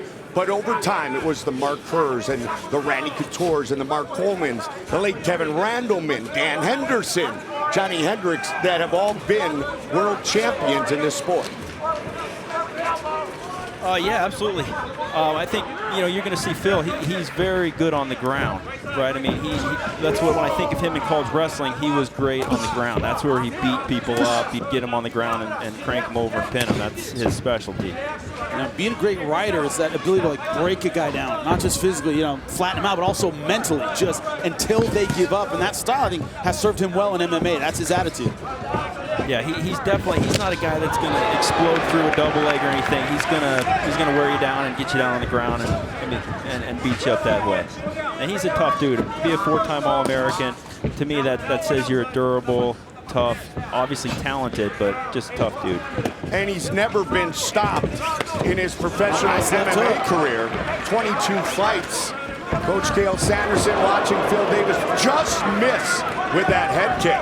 And that reach, what that allows him to do is not just jab, but he loops his punches, and you can't quite see him coming because they're off angle. He can still hit you with them. He loves those loopy shots, especially with the left hand. And maybe Phil talked about it's tougher to win a state title in Pennsylvania than be a national champion, Cael, because he didn't win a state title. Seems like a good line. Yeah, he wouldn't be the only person. I've heard that story a few times. Yeah, so nice left hook. Ed Ruth, of course, he went to Blair Academy for a couple years. Yeah, I have to think Ed would have won a state title as a senior for sure. And his junior year, he lost to a two-time national champion from Penn State. So that was a great match, 10-8 score. Well, Ed Ruth, who grew up 5 minutes away from Phil Davis in Harrisburg, was nice enough, though, Coach, to come here and break all of Phil's records. He broke a lot of records. I mean, Ed Ruth is one of the greatest of all time in college wrestling, not just obviously Penn State, but across the board. Now, what I'm wondering here, you know, Ed Ruth got a quick knockout in the second round. All the wrestlers who have been signed and talked to me about it, and I've talked to Ed Ruth and Phil Davis about it, there's a little one-upsmanship. You want to do better than the guy before you. Like a wrestling duel. All right, you got a pin in 2 minutes. I want one in a minute and a half. They push each other all the time. Even if they don't train together, the idea that another guy got a quick knockout motivates them to fight a little bit harder. I've seen it over and over and over again. Especially these two. These two are Phil and Ed. They're entertainers. They're absolutely. A little friendly rivalry going on there. Yeah, I'm sure Phil wants to have a great performance tonight. And so far, he's looking good, but Leite staying tight, not giving him anything big. His father, Joe, his mom, Arby, in the audience here tonight at Bryce Jordan. Still ahead, they will battle for the first Bellator Women's Flyweight Championship. Alimale McFarland and Emily Toti both said they learned a lot from the first fight. The rematch is for the gold. Round 2. Now, what I haven't seen so far from Leche, I've seen Phil get his game going from the outside. You see what he wants to do, throw punches, the takedowns there when he needs it, but he's content to stay outside and kind of pick Leche apart. I haven't seen Leche's offense really get going. Nice left hook again. Jimmy, who'd you have in the first 5 minutes? 10-9 Phil Davis. Thought he was more accurate. I thought he landed a bit more, was more active. 10-9. I gotta go with Phil also. Yeah, I gotta go with Phil. Of course, 10-9. Certainly not dominant, but definitely picking him apart from the outside. I've got to think, Kale, that you would be probably still a really good mixed martial artist. I don't know about that. I don't know about that. He's doing really well as coach at Penn State. What do you mean? Quit his job. Come on. He was only 159-0. Accidental eye poke. He's gonna come look at it. Okay? He'll take a look at it. I know. I'm just gonna let him look at it. I was asking Ed Ruth, what it was like for you to be his head coach and to be one of his wrestlers and one of his guys. And he said it's like Michael Jordan coaching your basketball team. That's a nice compliment. Well, he's just being kind. That's a nice guy, and he'll say nice things. You can say a little more now that he's graduated too, right? You can't punish him in the morning like you used to. I can't give him the push-ups. You could have. The eye poke, accidental. Leo Leche's okay, and the fight continues. Mike Goldberg, Jimmy Smith, joined by the head coach here at Penn State, the great Cale Sanderson. Now he's not going to take him down from that far outside. If there's a detriment to Phil Davis's striking styles, and he tends to strike from way far out, it makes, like you were saying, that blast double leg hard to set up. He's really far away from that. He needs to get close to use a lot of his wrestling because of the way he strikes. He's not going to hit you and be close enough for a double leg. Download the all-new Bellator MMA Global app now and take Bellator wherever you go. Watch live prelims around the world and all TV cards with no delay by authenticating with your cable provider. You can also find the most updated schedule of events and detailed fighter info. It is available now on iOS and Android. Both fighters have tested the water with the takedown, especially in that clinch position, and they found the water a little too choppy. They're not trying a lot for the takedown. They feel the other fighter's base. I really think that's why we haven't seen a lot of takedown attempts so far. Leche, two-time judo Olympian, world champion in Brazilian Jiu-Jitsu. Defeated Mario Sperry for his first world title. If you don't know that name, the Jiu-Jitsu legend. His head coach, Murilo Bustamante, one of the first UFC middleweight champions. Also works with Pedro the Rock Hizzo. Good kick. Hasn't been able to keep the fight in his striking range quite enough. Has Leche. He's let Phil Davis kind of pick him apart from the outside. Jimmy, Phil's coming in, kind of faking the shot, leaning down towards his left and trying to connect with that hook. But that's what his unorthodox build, that's what it lets him do. And his arms are so long, he hit you from funny angles. And he has confidence that even if I miss, we end up in these positions, this guy's not going to take me down. I have the confidence that I can stay on my feet. Now in these positions, in the clinch, what would you be telling him, Coach? Has he been pummeling enough for you? Do you think he could be doing a little better when they're in tight?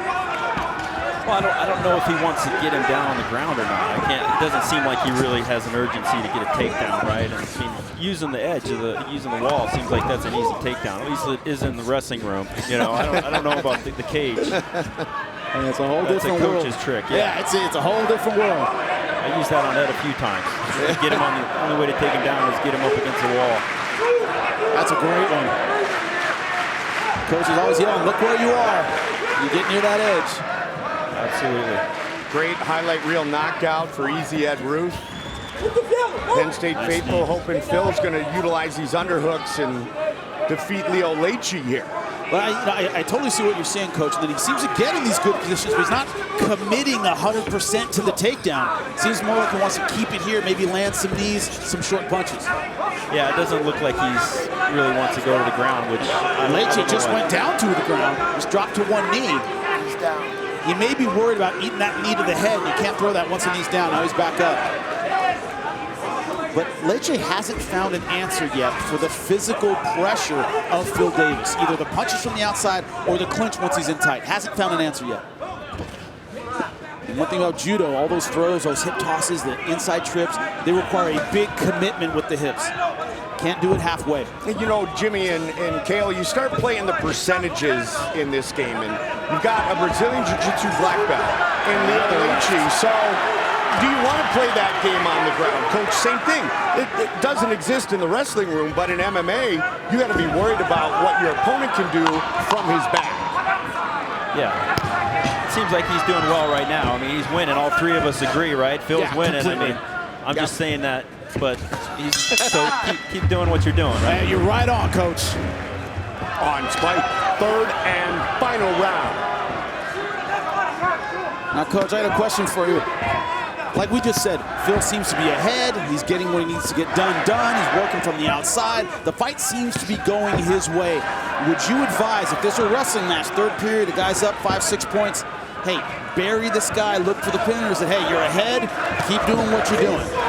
Is that one of those things that's individual to the wrestler? Yeah, I think it's individual to the wrestler, but generally speaking, you want to bury him, right? I mean, you want to dominate them and make sure they don't want to compete against you again. But this is a little different world, right? So these two probably are not going to fight again. And whatever the boss says, if the boss says, hey, you need to go for something, entertain the crowd, well then, let's entertain the crowd. I don't know.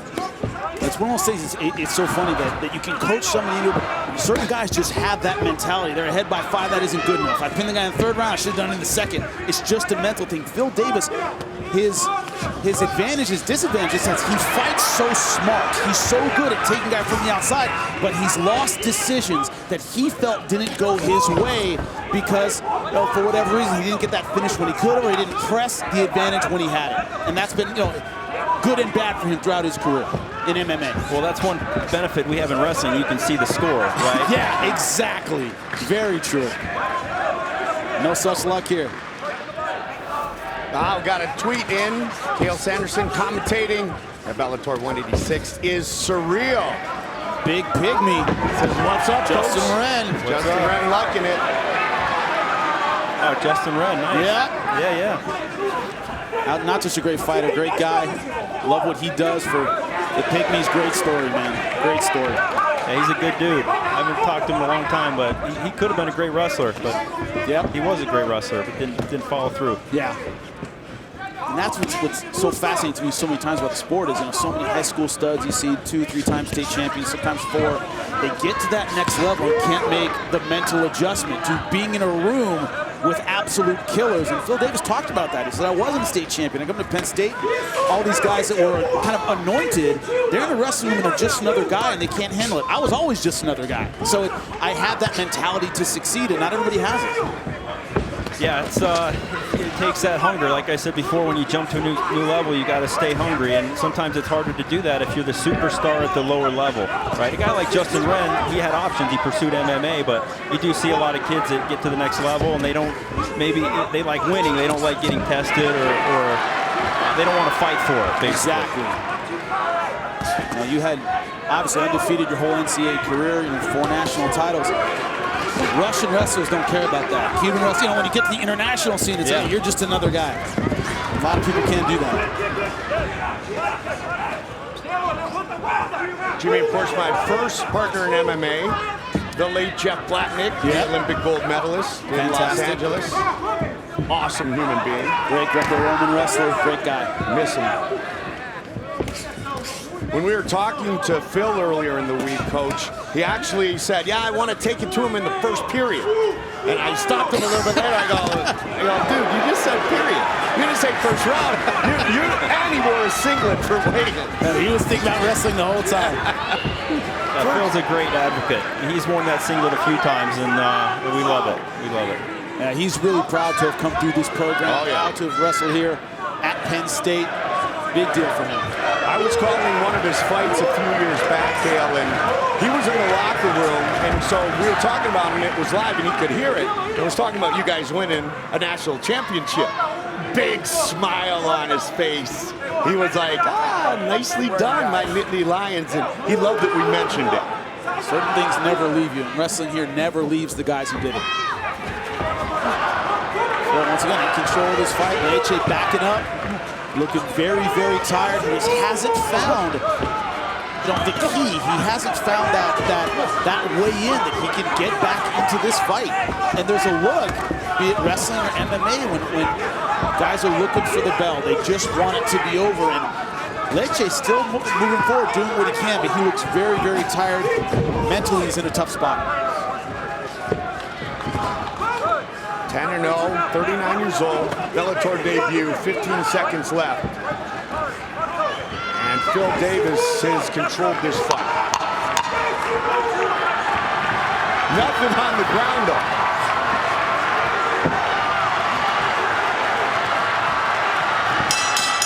They go the distance.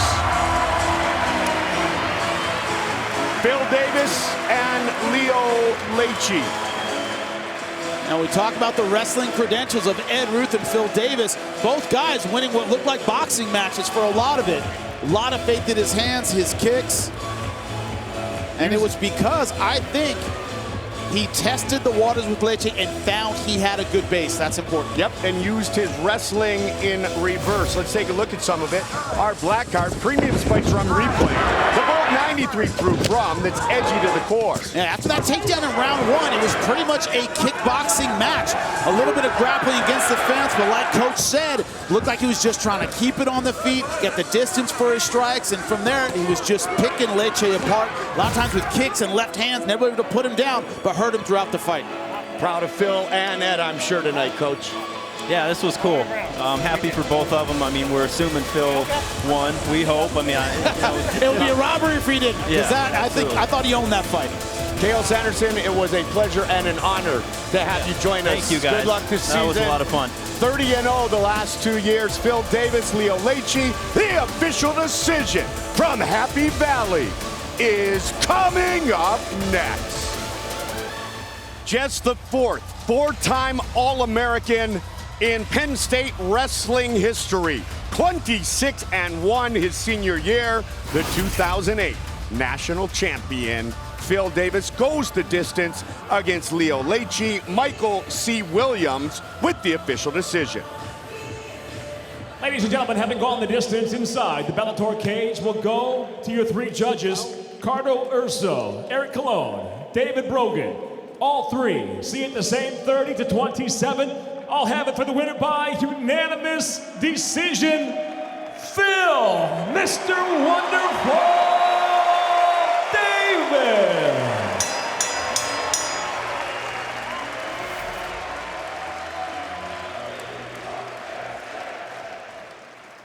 I'm here with your winner, Phil Davis. Phil, all the wrestling skills, all the talk about your takedown. Once again, a kickboxing match tonight. Everything seemed to go your way on the feet, man. Oh, thank you. You know, Leo has a good shot defense. I don't know who he's been working with, but I like it. Now, I know you work hard to impress me every time I'm calling one of your fights, but we had somebody else jump on the mic. That man, Kale Sanderson, he was impressed as well with your performance. Oh, yeah, I know him. Yeah, I heard of that guy, yeah. I heard of him. Yeah, he's awesome. He was on the mic. He was on the mic calling the whole fight with me. What do you think about getting Kale in the cage? Not against me, of course, but somebody else. I don't know. He's got a pretty cush job with Penn State. Don't know if he wants to do that. Doesn't want to go these bruises on his face, man. Oh, that's nothing to this guy. He's a warrior. This crowd tonight, for you and Ed Ruth, how much were you feeling it here at Penn State? Oh, yeah. We are. Oh, I was feeling it, baby. Everybody's here and loud and noisy. It was hostile territory if you're not from Lion Country. The climb back to the belt, of course, it's on the line tonight. Is that all that's on your mind? Oh, absolutely. I can't wait to kick my feet up and watch all the fireworks. Can't wait. Gotta get a pick from you for the finals, man. Ooh. Why pick? I want to fight both of them. It doesn't matter. He wants the winner. Phil Davis, ladies and gentlemen. Look at the sincere smile and happiness Mr. Wonderful, Phil Davis. Enjoy it. He has earned it in so many different ways. Phil Davis, I think in this building, he would fight both Ryan Bader and Linton Vassell at the same time. Tag team, he doesn't care. Absolutely, he is in. Congratulations, Mr. Wonderful, on your trip back to State College. Our tail of the tape for this, our co-main event of the evening, brought to you by Dave & Buster's, the only place to eat, drink, play, and watch sports. 6 wins apiece for each fighter, but the 2 losses for Emily Ducote, the one she wants back, she can get tonight against Alima Lane McFarland, but everything else is virtually identical. Boom! Just like that. Michael C. Williams. Bellator MMA, presented by Miller Lite, now features tonight's co-main event from the Bryce Jordan Center, tonight live on Spike. 5 5-minute rounds for the inaugural Bellator Women's Flyweight World Championship. Sanctioned by the Pennsylvania State Athletic Commission, Executive Director at Cageside, Mr. Greg Serb. And now, first introducing the blue corner. At 5'2", weighing in 123.9 pounds. Her professional record, 6 victories, 2 defeats. Fighting out of Oklahoma City, Oklahoma, presenting Emily Gordina Ducote. And across the cage, her adversary, fighting out of the red corner, at 5'4", weighing in 124.5 pounds. Her professional record, undefeated, 6 victories, no defeats, hailing from Honolulu, Hawaii, introducing Elimile, the Eliminator McFarland. In charge of the action, your referee, Dan Mugliata. Center, please. Okay. All right, ladies, we've been through the rules in the locker room. I want you to obey my commands at all times. I want you to protect yourselves at all times. Keep it safe, keep it clean. You want to touch gloves, do it now. Good luck to both of you. Alima Lane McFarland won the first matchup. She is 6-0 in her career, 5-0 inside the Bellator cage. Emily Ducote is 4-1 in her Bellator career. Of course, we know who beat her 11 months ago. Here we go! Title on the line. Tonight's Fight Clock brought to you by Miller Lite, the original light beer. Cheers. It's Miller time. Blue gloves for Ducote, red gloves for McFarland. Really interested to see how the thoughts of the 5 minute rounds affects Alima Lane McFarland's start. If she starts off aggressively or she starts thinking about her gas tank. You don't want to think about that too early. Interesting, Jimmy, that Emily Ducote said to us she's not thinking fast fight at all. She's thinking, if we get there, the 4th and 5th rounds, that's where the fight starts for me. But tactically, you also don't want to give away 3 and have to catch up at the end. Never a good idea. That's one of the things people, a lot of criticism recently, not just in MMA, but in boxing about judging. And one of the things about MMA, you got 5 rounds. If you disagree on a round, that can change the entire fight. It's not like boxing, we have 10 or 12. We only have 5, so you can't afford to give any away. That's championship. Emily Ducote has fought 5 rounds twice before, but they were 3-minute rounds, Jimmy. So neither fighter has gone longer than 15 minutes. Not pro championship rounds. You see the tightness of the strikes from Alima Lane. You see the work she's been putting in. This is also the first ever rematch for both women. The long jab just missed.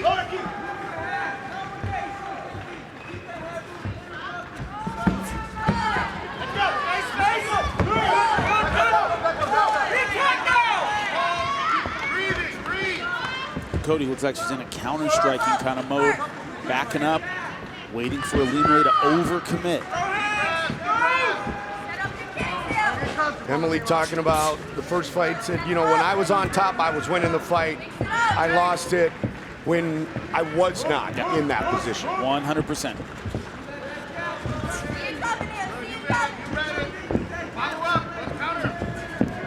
Ducote, second-degree black belt in Taekwondo. Nice right hand over the top. She has trained in the same gym since she graduated from high school. She's got to get out of the way. McFarland, the aggressor here, trying to cut off the cage. Yep, nice tight combinations, good body shot. Good knee. See, she's been putting in work with those hands. Ali Malay's professional MMA debut was a 10-second knockout. Those knees are vicious. Yeah, that's the kind of thing you want to put in early in the fight. Take the ribs out, take the lungs out, take the legs out with body shots. And Jimmy, you talked about the difference between getting knocked out, you know, getting punched in the head, but the body shot turns off the body. Quit. You just don't want to be in there anymore. Namely, so far having a great first round. Doesn't seem as though she's falling for that trap of thinking about rounds 4 and 5 in round 1. I'm going for a neck crank. It's not under the neck, it's on the chin. She's trying to crank with it. Not in good position for a rear naked, but gave it up and go back to ground and pound. Smart move. Smart move. Cody talked about her opponent. Ali Malay McFarland said, I like her style. She's a badass collegiate level wrestler, sick overhand, and doing some damage from this position right here in round 1. Key to this fight, to me, since they announced this rematch, is who's going to get on top and impose their will. So far, it's Ali Malay. Ducote, growing up, wrestled on the boys' high school team. Straight on, hard to finish from half guard. She's going to try and pass from here. Doesn't have a foot through yet. That knee, as she moved ahead trying to pass Jimmy, landed right on the chin of Ducote. She's almost got the mount. She's doing pound to pass. She's hitting in order to get Ducote thinking about defense, and then she can pass, get her legs over the top. And she's got a slick Brazilian Jiu-Jitsu game. Very nice. That Eddie Bravo 10th Planet system. Yep.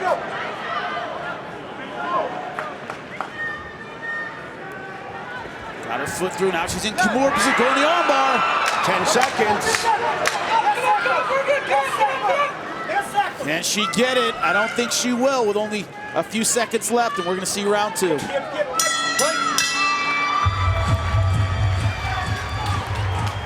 Ryan Bader has finished 2 of his last 3 fights. He stopped Little Nog and Sao Paulo. He had a vicious knee finish against Alir Latifi. His second Bellator title fight is against Linton Vassell, who is also fighting in a Bellator title fight for the second time as well.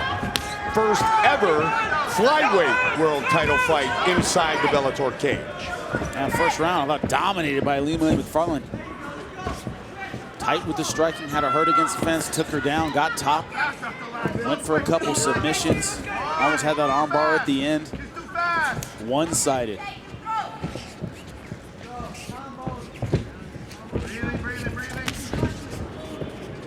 Well, that might have cut her. Some blood there on the nose, might have come out of the nose.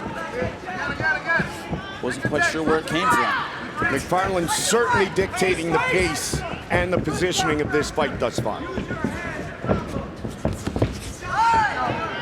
Jab's just getting right through every time. As we said before, McFarland said she worked more stand-up in this camp than in every other camp combined. And you can see it. You can see the results. Her main training partner, Liz Carmouche, the first ever female fighter to enter the octagon. Beautiful work with that lead hand. That's a good kick by Ducote. I'm surprised we haven't seen a takedown from Ducote. She's losing the striking battle. We've talked about how the fighter on top was so successful in round 1, why she hasn't tried to get on top, because so far she's losing the boxing battle.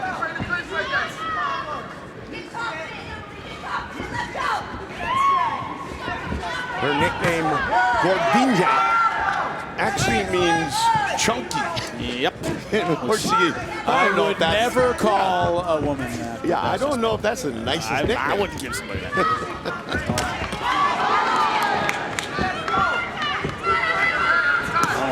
Angry Brazilian woman, that's not a good thing. Not a good thing. Lima McDonald will be the first Bellator card on the new Paramount Network. My hometown at the Forum. Love it.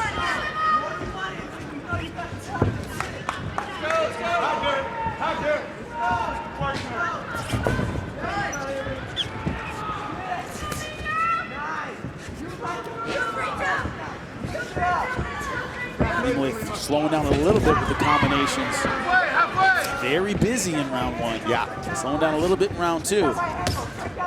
This is an opportunity for Emily Ducote to start to get some momentum. Step it up.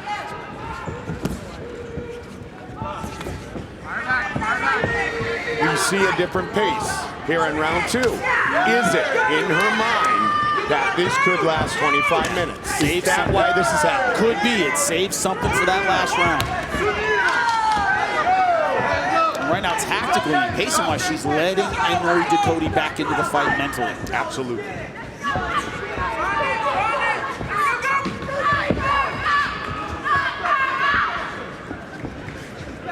I still think Alima's winning this round. She's been more accurate with the strikes, been more accurate, throwing more and landed more.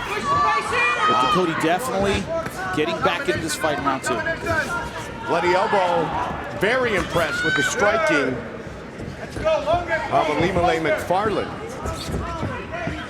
I'm surprised you didn't say he needs to throw more elbows. Right? That would be like perfect. But, Yes, it would.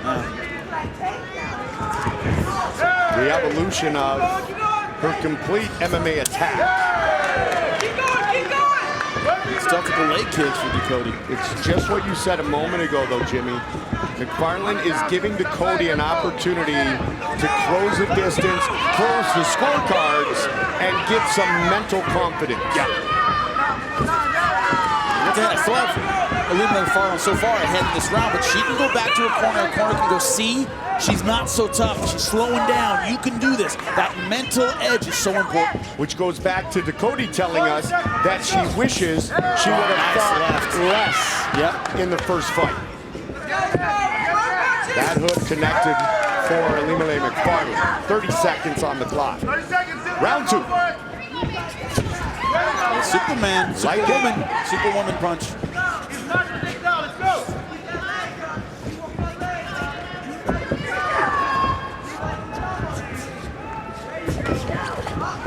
And single leg. 10 seconds.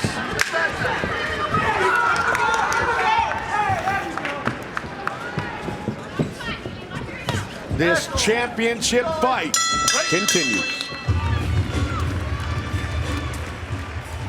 Mike Goldberg, Jimmy Smith, Jen Brown, live from the Bryce Jordan Center on the campus of Penn State University. Round 3 of our flyweight title fight. Red gloves for Ilima-Lei Macfarlane, blue gloves for Emily Ducote. What do you have on your scorecard? Both of them 10-9. Now, the first round, I almost went 10-8. It was that dominant, especially with the new rule changes. It could have been a 10-8 round. I went conservative. That second round, definitely 10-9. Emily Ducote very much in that second round, but Ilima-Lei a little too accurate, landing the crisp strikes. Ducote told us the fight starts for her in rounds 4 and 5. And I'm telling you, and I'm telling her, and I'm telling anyone who's listening, that's too late. You need 3 to win this fight. She has to turn it on now. Rounds 4 and 5, what are you doing? You're hunting for a finish. Well, you make a lot of mistakes. You take big risks looking for a finish in rounds 4 and 5. The fight starts really for Emily right now. She has to win this third round. Keep pushing the pace here. Keep pushing the pace. Let's go.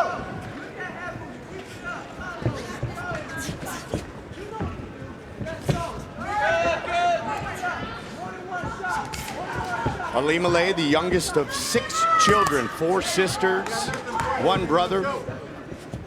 She likes to go 2-stepping. Head out to the country bars.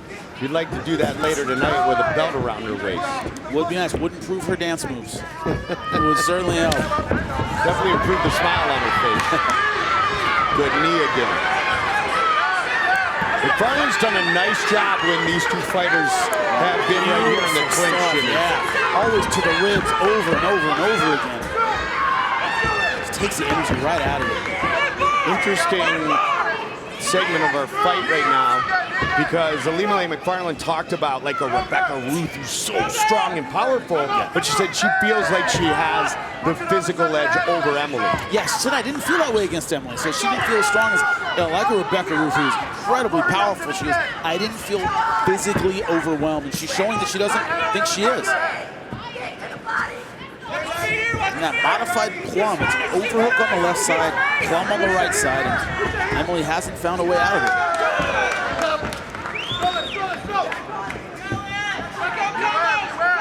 Ilima-Lei Macfarlane attended the same very prestigious private high school in Hawaii as Barack Obama, the former president, Barack Obama, attended. And that right there was the best combination of the fight for Macfarlane. Great stuff.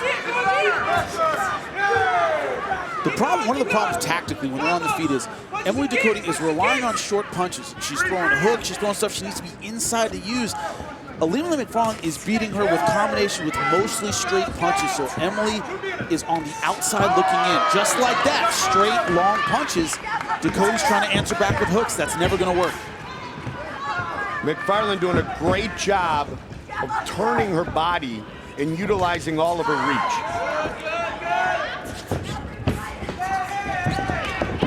Diving in, single leg. Trying to push her way out of this one. Pressure on the head.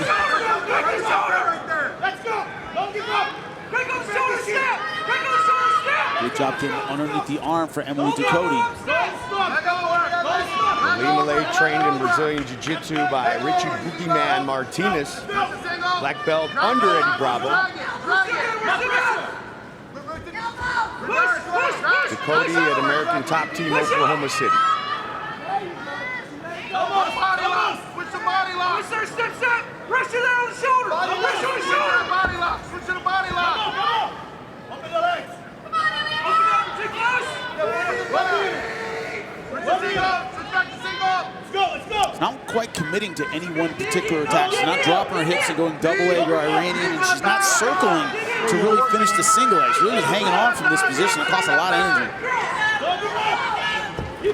Now she's committing to the double leg, dropping her hips. Wow, great takedown defense by Emily Ducote. Great bounce. Problem is, this is all defense. You don't get credit in the scoring for defense. Boom.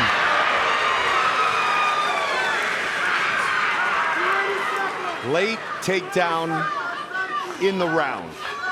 Really huge on the judges' scorecard. In a round, she was already winning. Yep.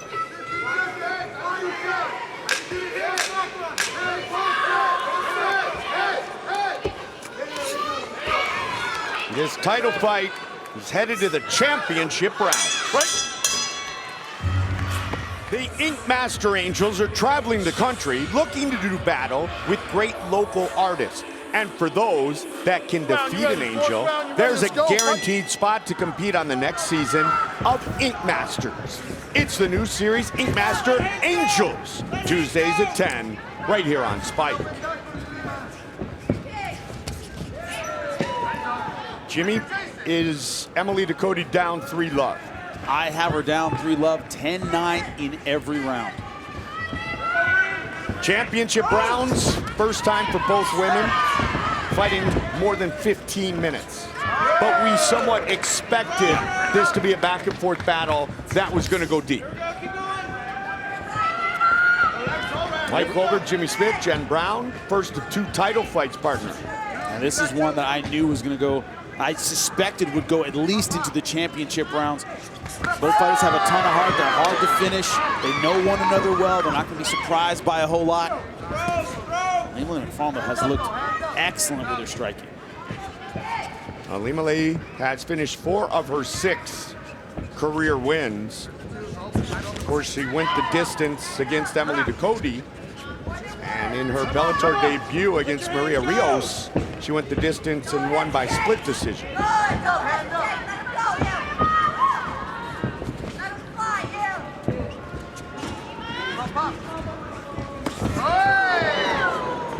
feeling it, going spinning back fist.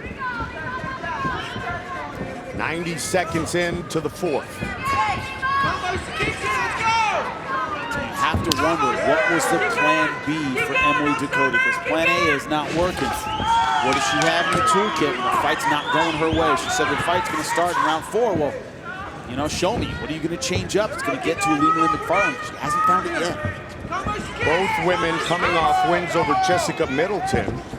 Ducote went the distance with her.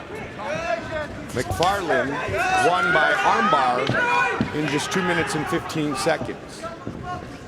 The only thing that matters now, though, is this fight right here, right now. Fans are loving this night and this fight. Very active. This is what title fights should be. We agree. They're fighting like they want it. Fight to win, not fight not to lose. And you don't want to lose, you stay home. Yep. Won't lose. Midway point of round 4. I'm surprised we haven't seen any attempt at a takedown from Emily Ducote. We haven't seen double leg from outside, push her against the fence, try and do a little Greco takedown because, you know, standing and banging on the feet isn't working for her. It just, you know, right now she's just getting caught with more punches than she's catching Alima McFarland with. Unless she thinks her power might be the equalizer, I'd try the takedown, try to get on top, soften Alima right up with my ground and pound. Yeah, Emily talked, Jimmy, about the fact that she really respects the wrestling background of McFarland, but if it isn't working here, you got to try to take it there. And now she's really put herself in a position where a finish may very well be the only way she can leave with the belt. A big overhand right just missed.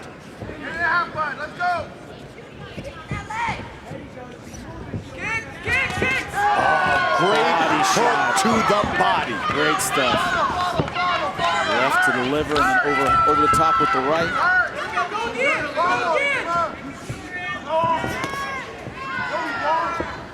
Man, Alima looks so confident on her feet. Such an evolution of her stand-up game we are witnessing tonight. One thing, Ducote, when she's throwing that left hook, she's a little too planted.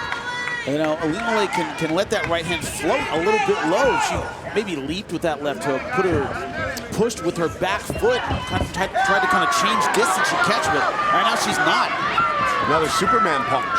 Alima knows exactly where Emily Ducote is every time she throws. Boom! Nice. Final minute of round 4. And Tate is finally on top, but you have time to use it.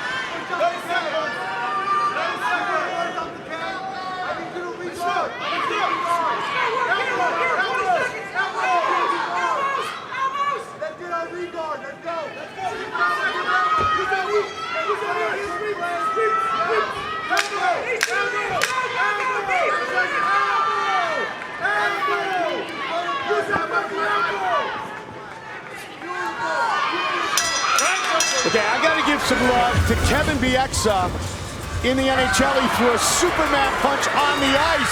Superman punch from the Hawaiian. 5th and final round. Final round, let's go, fight. 5 minutes remain. Red gloves, Alima McFarland. Blue gloves, Emily Ducote. First ever flyweight world championship fight. Another Superman punch.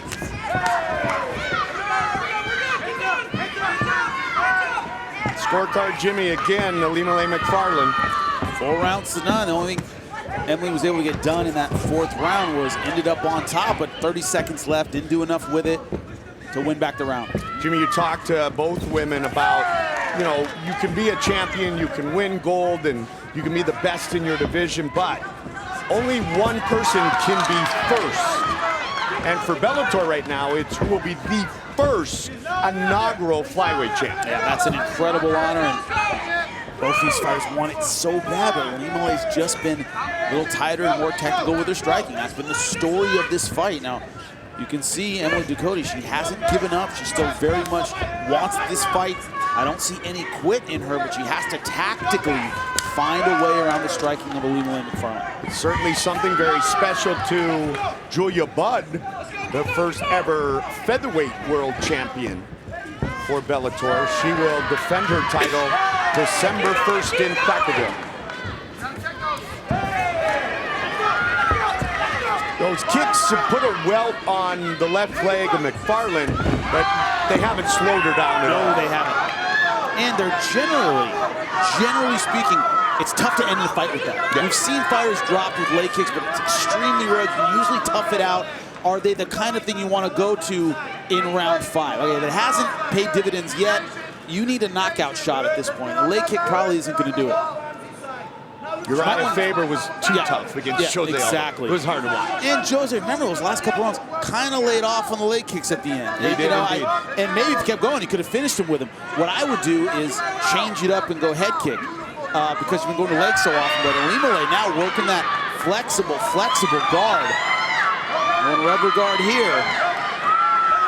Forearm in front of the collarbone. That's how you work it. See where she goes from here.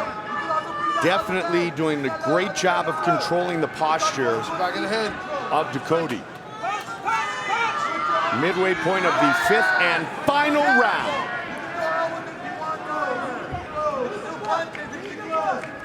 There you see the welt on the leg on McFarland. Leg's a long way from your heart, kid. Exactly. That's one of those things where that was, it's great to slow a fighter down, but she's lost so much of this fight that unless you somehow drop her with a leg kick, should be focused on the head and the body. Hasn't been enough to affect her ability to punch and move in and be mobile under 2 minutes. Yeah, just wrapping her up with this guard. And that's what we talked about the last couple rounds is she can stall. She's ahead 4 rounds to none. She can wrap her up in the guard, keep her close, give away 1 round, and still walk away with the belt. You don't want to be in that position where your opponent can make the decision for you.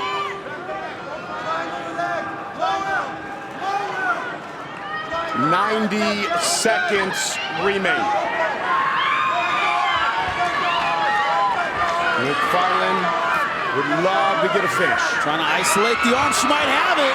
Got it. It's all over. Alimale McFarland is the first ever Bellator flyweight champion. Dead Orchard?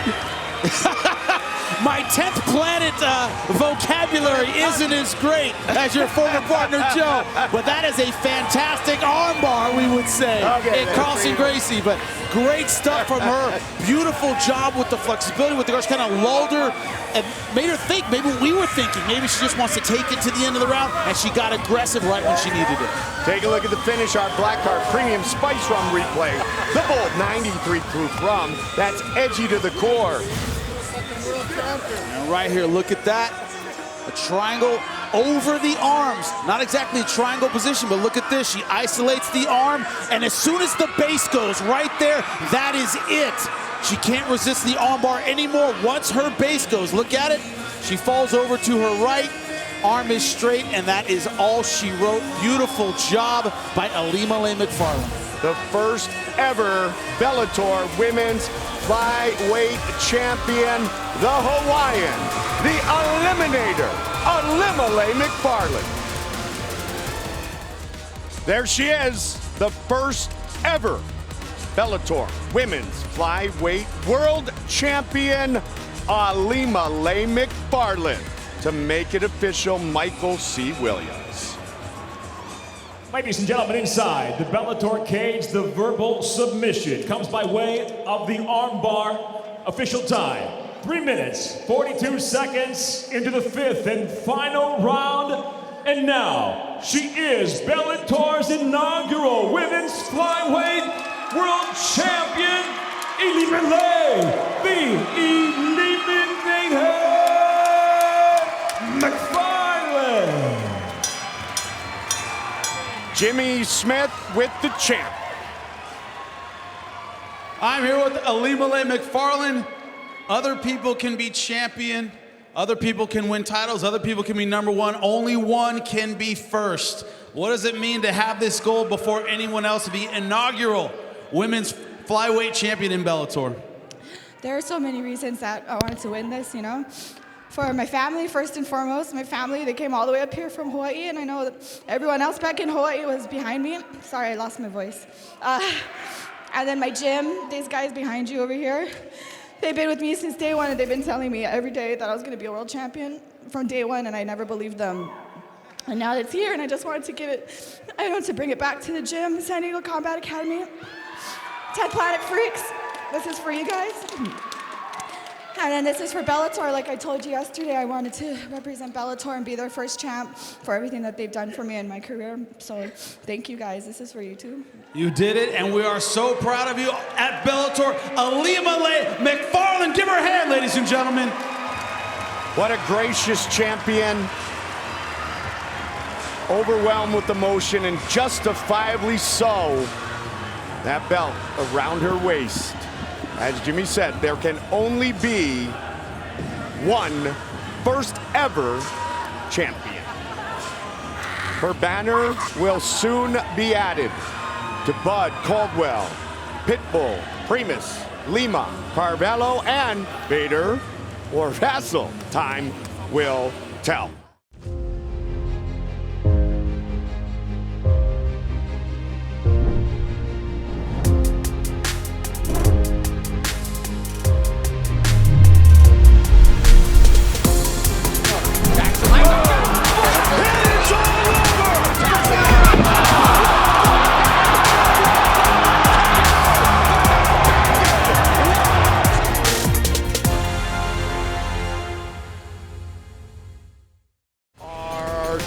Tape for this, our main event of the evening. Brought to you by Dave & Buster's, the only place to eat, drink, play, and watch sports. The difference in builds, Linton Vassell, 6'4" and an 82-inch reach. Wow, 8-inch reach advantage for the Brit. With the official introductions, here is Michael C. Williams.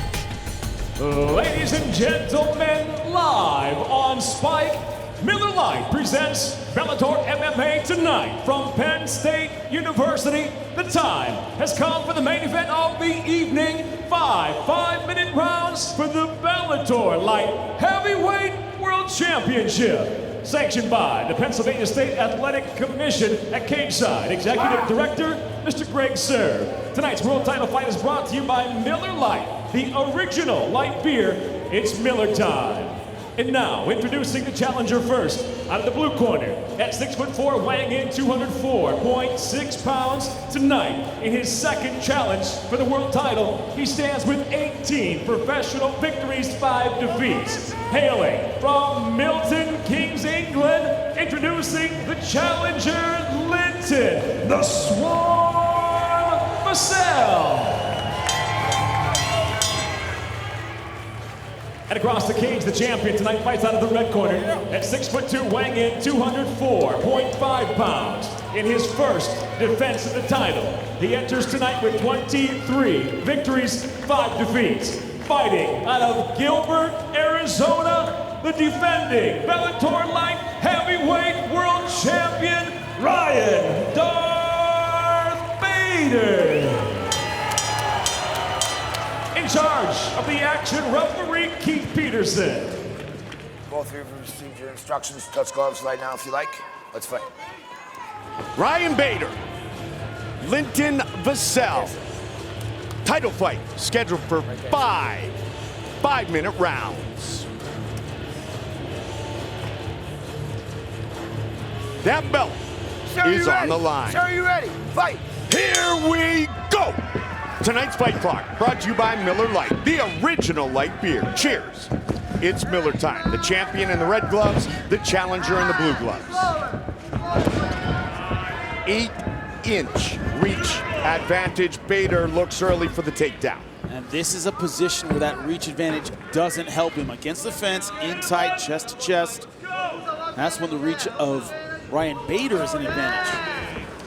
Over 120 collegiate wrestling wins for Bader on a night where we have had that theme of great wrestlers now performing as great mixed martial artists.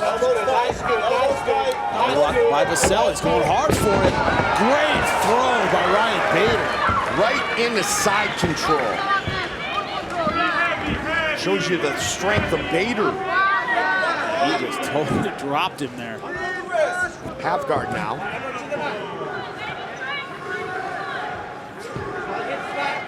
Don't expect the pass to be a huge deal for Ryan Bader. He'll sit in half guard and do damage. Tito would sit in full guard and do damage. Yeah, didn't matter to him. And Randy loved half guard, the Turk, if you're a wrestler. Yep. Randy Couture bobblehead night tonight. Did you get yours? I did not get one. I'm gonna get you one. Thanks, I appreciate that, man. I'm there for you, partner. Yeah, they don't hook me up here at Bellator. Goldie gets all the great stuff. They break 90 seconds in.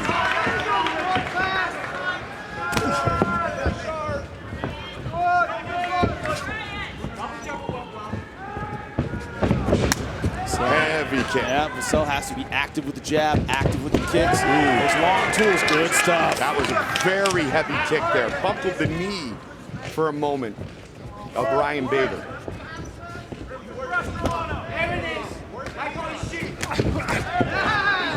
And that's what Ryan Bader does so well. Those inside combinations, short hooks, uppercuts.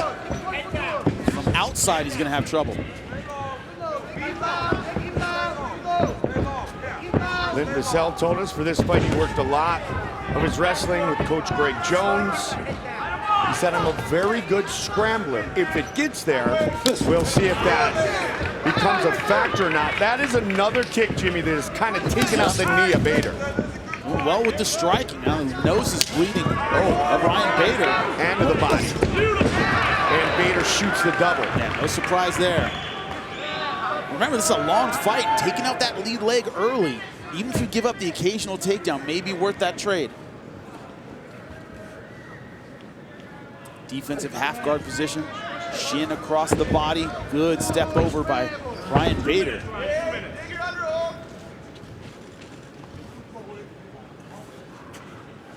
Linton Vassell said it's very rare that I'm on my back.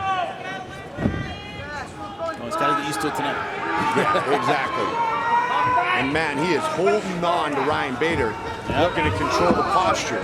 Use that butterfly guard. Need to be chest to chest underneath the armpits to effectively use that.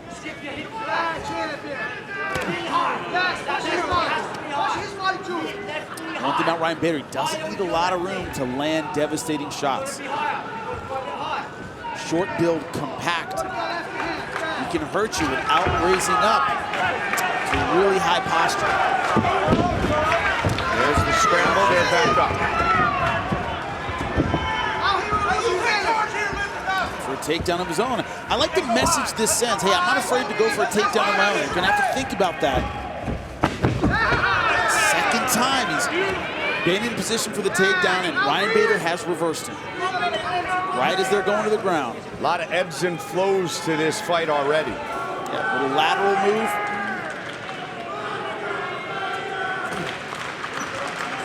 Bader brought in Francimar Barbosa to help him prepare for Linton Vassell.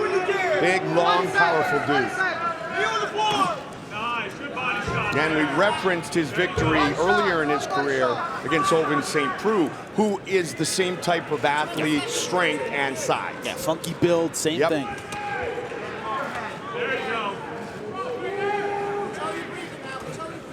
This is that kind of grueling, difficult, excruciating kind of fight that Ryan Bader wants. He wants to wear you down and make you give up, especially in those championship rounds.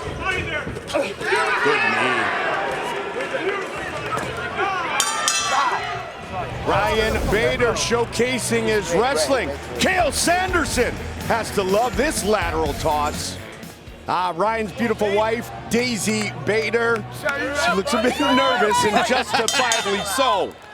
Son Cannon, daughter Hartley, son Rocket, all from Chandler, Arizona. Just had their anniversary. She's here to support her husband.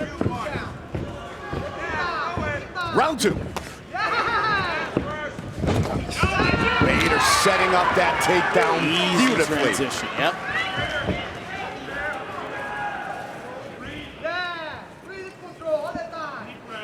On this position against the fence, easier to pop back to your feet, but harder to scramble. It's a trade-off.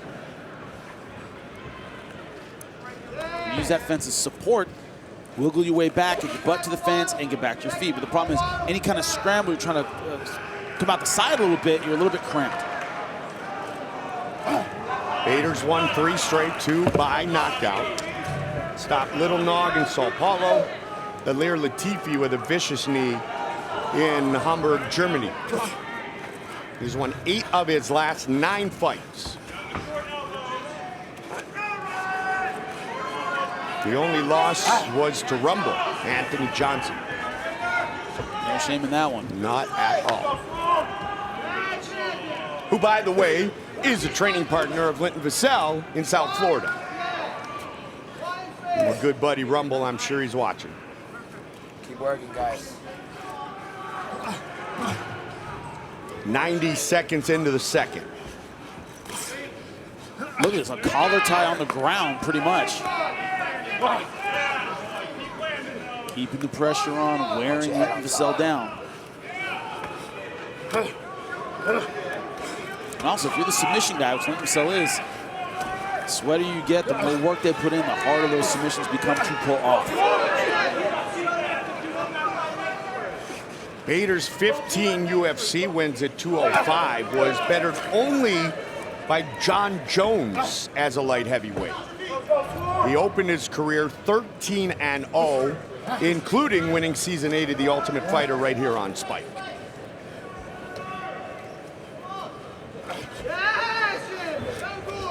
See Linton Vassell starting to get a little frustrated, taking chances. Turned his back in order to pop up. Impose your will. Yeah.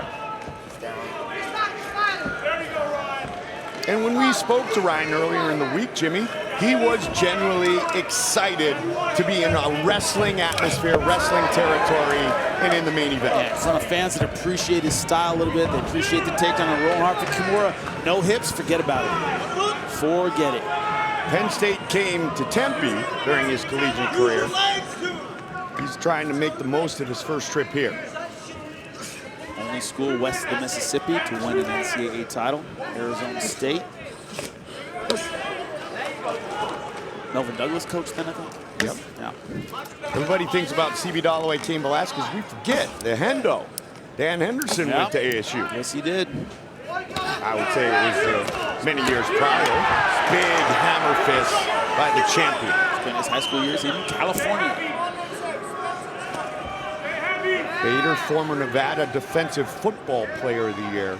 Such a great athlete. And he has evolved over the years. Themselves finding out the hard way the kind of athlete that Ryan Bader is. Grinding, strong, physical, great pressure. What he's going to is these kind of half wrestling rides. That wrist control on the far side, hip pressure. Big shots here. Finish this here. could be the beginning of the end. And it's all over! Ryan Bader remains the light heavyweight champion! Not just dominant, a finish in the second round. That's important to him. That's what he wanted. He wanted to show the fans what he was capable of. Our Black Card Premium Spiced Rum Replay. The bold 93 proof rum that's edgy to the core. Look at it here, the wrist control at left hand. You see Linton Vassell just drop. No answer for this attack, right on the ear. Referee gives him enough chances to get out. He could not find a way out. Wasn't so much the punch as the positioning. He wasn't going anywhere. He had no intelligent defense. Good stoppage. And the reaction of Daisy Bader and company. We will be back to make it official. Ryan Bader finishes Linton Vassell and remains Bellator World Champion. He has now defended his light heavyweight championship. A dominant performance by Ryan Bader. Michael C. Williams will make it official.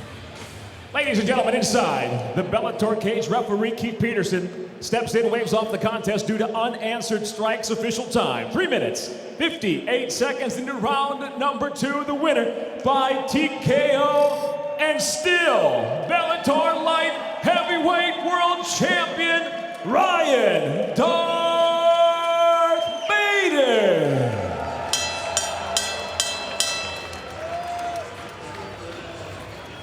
He remains the champ. Here's Jimmy. I'm here with the winner and still champion, Ryan Darth Bader. You said I won the title in my first fight in Bellator. The pressure's off. I'm going in there and having fun. Nothing more fun than a TKO. Yeah, we knew if we got on top there, kind of wear him out a little bit, and then really open up. Started dropping heavy shots on him. I was just looking for that wrist ride. Lock him down. He's long and rangy, has good sweeps, but got that little ride and started landing big bombs on him. You said you never got a chance to wrestle at Penn State, but to come here in this building and fight, how did that feel? That was good. It was awesome. You know, the wrestling community, it's a tight community. I love you all. It doesn't matter if I'm from ASU. You know, I still love the wrestling community. So it was fun to fight here. Felt like one of the old duels. Well, that's great. Can't wait to see you defend the belt. The winner and still champion, Ryan Darth Bader, ladies and gentlemen. Not only a title defense, but a definitive statement.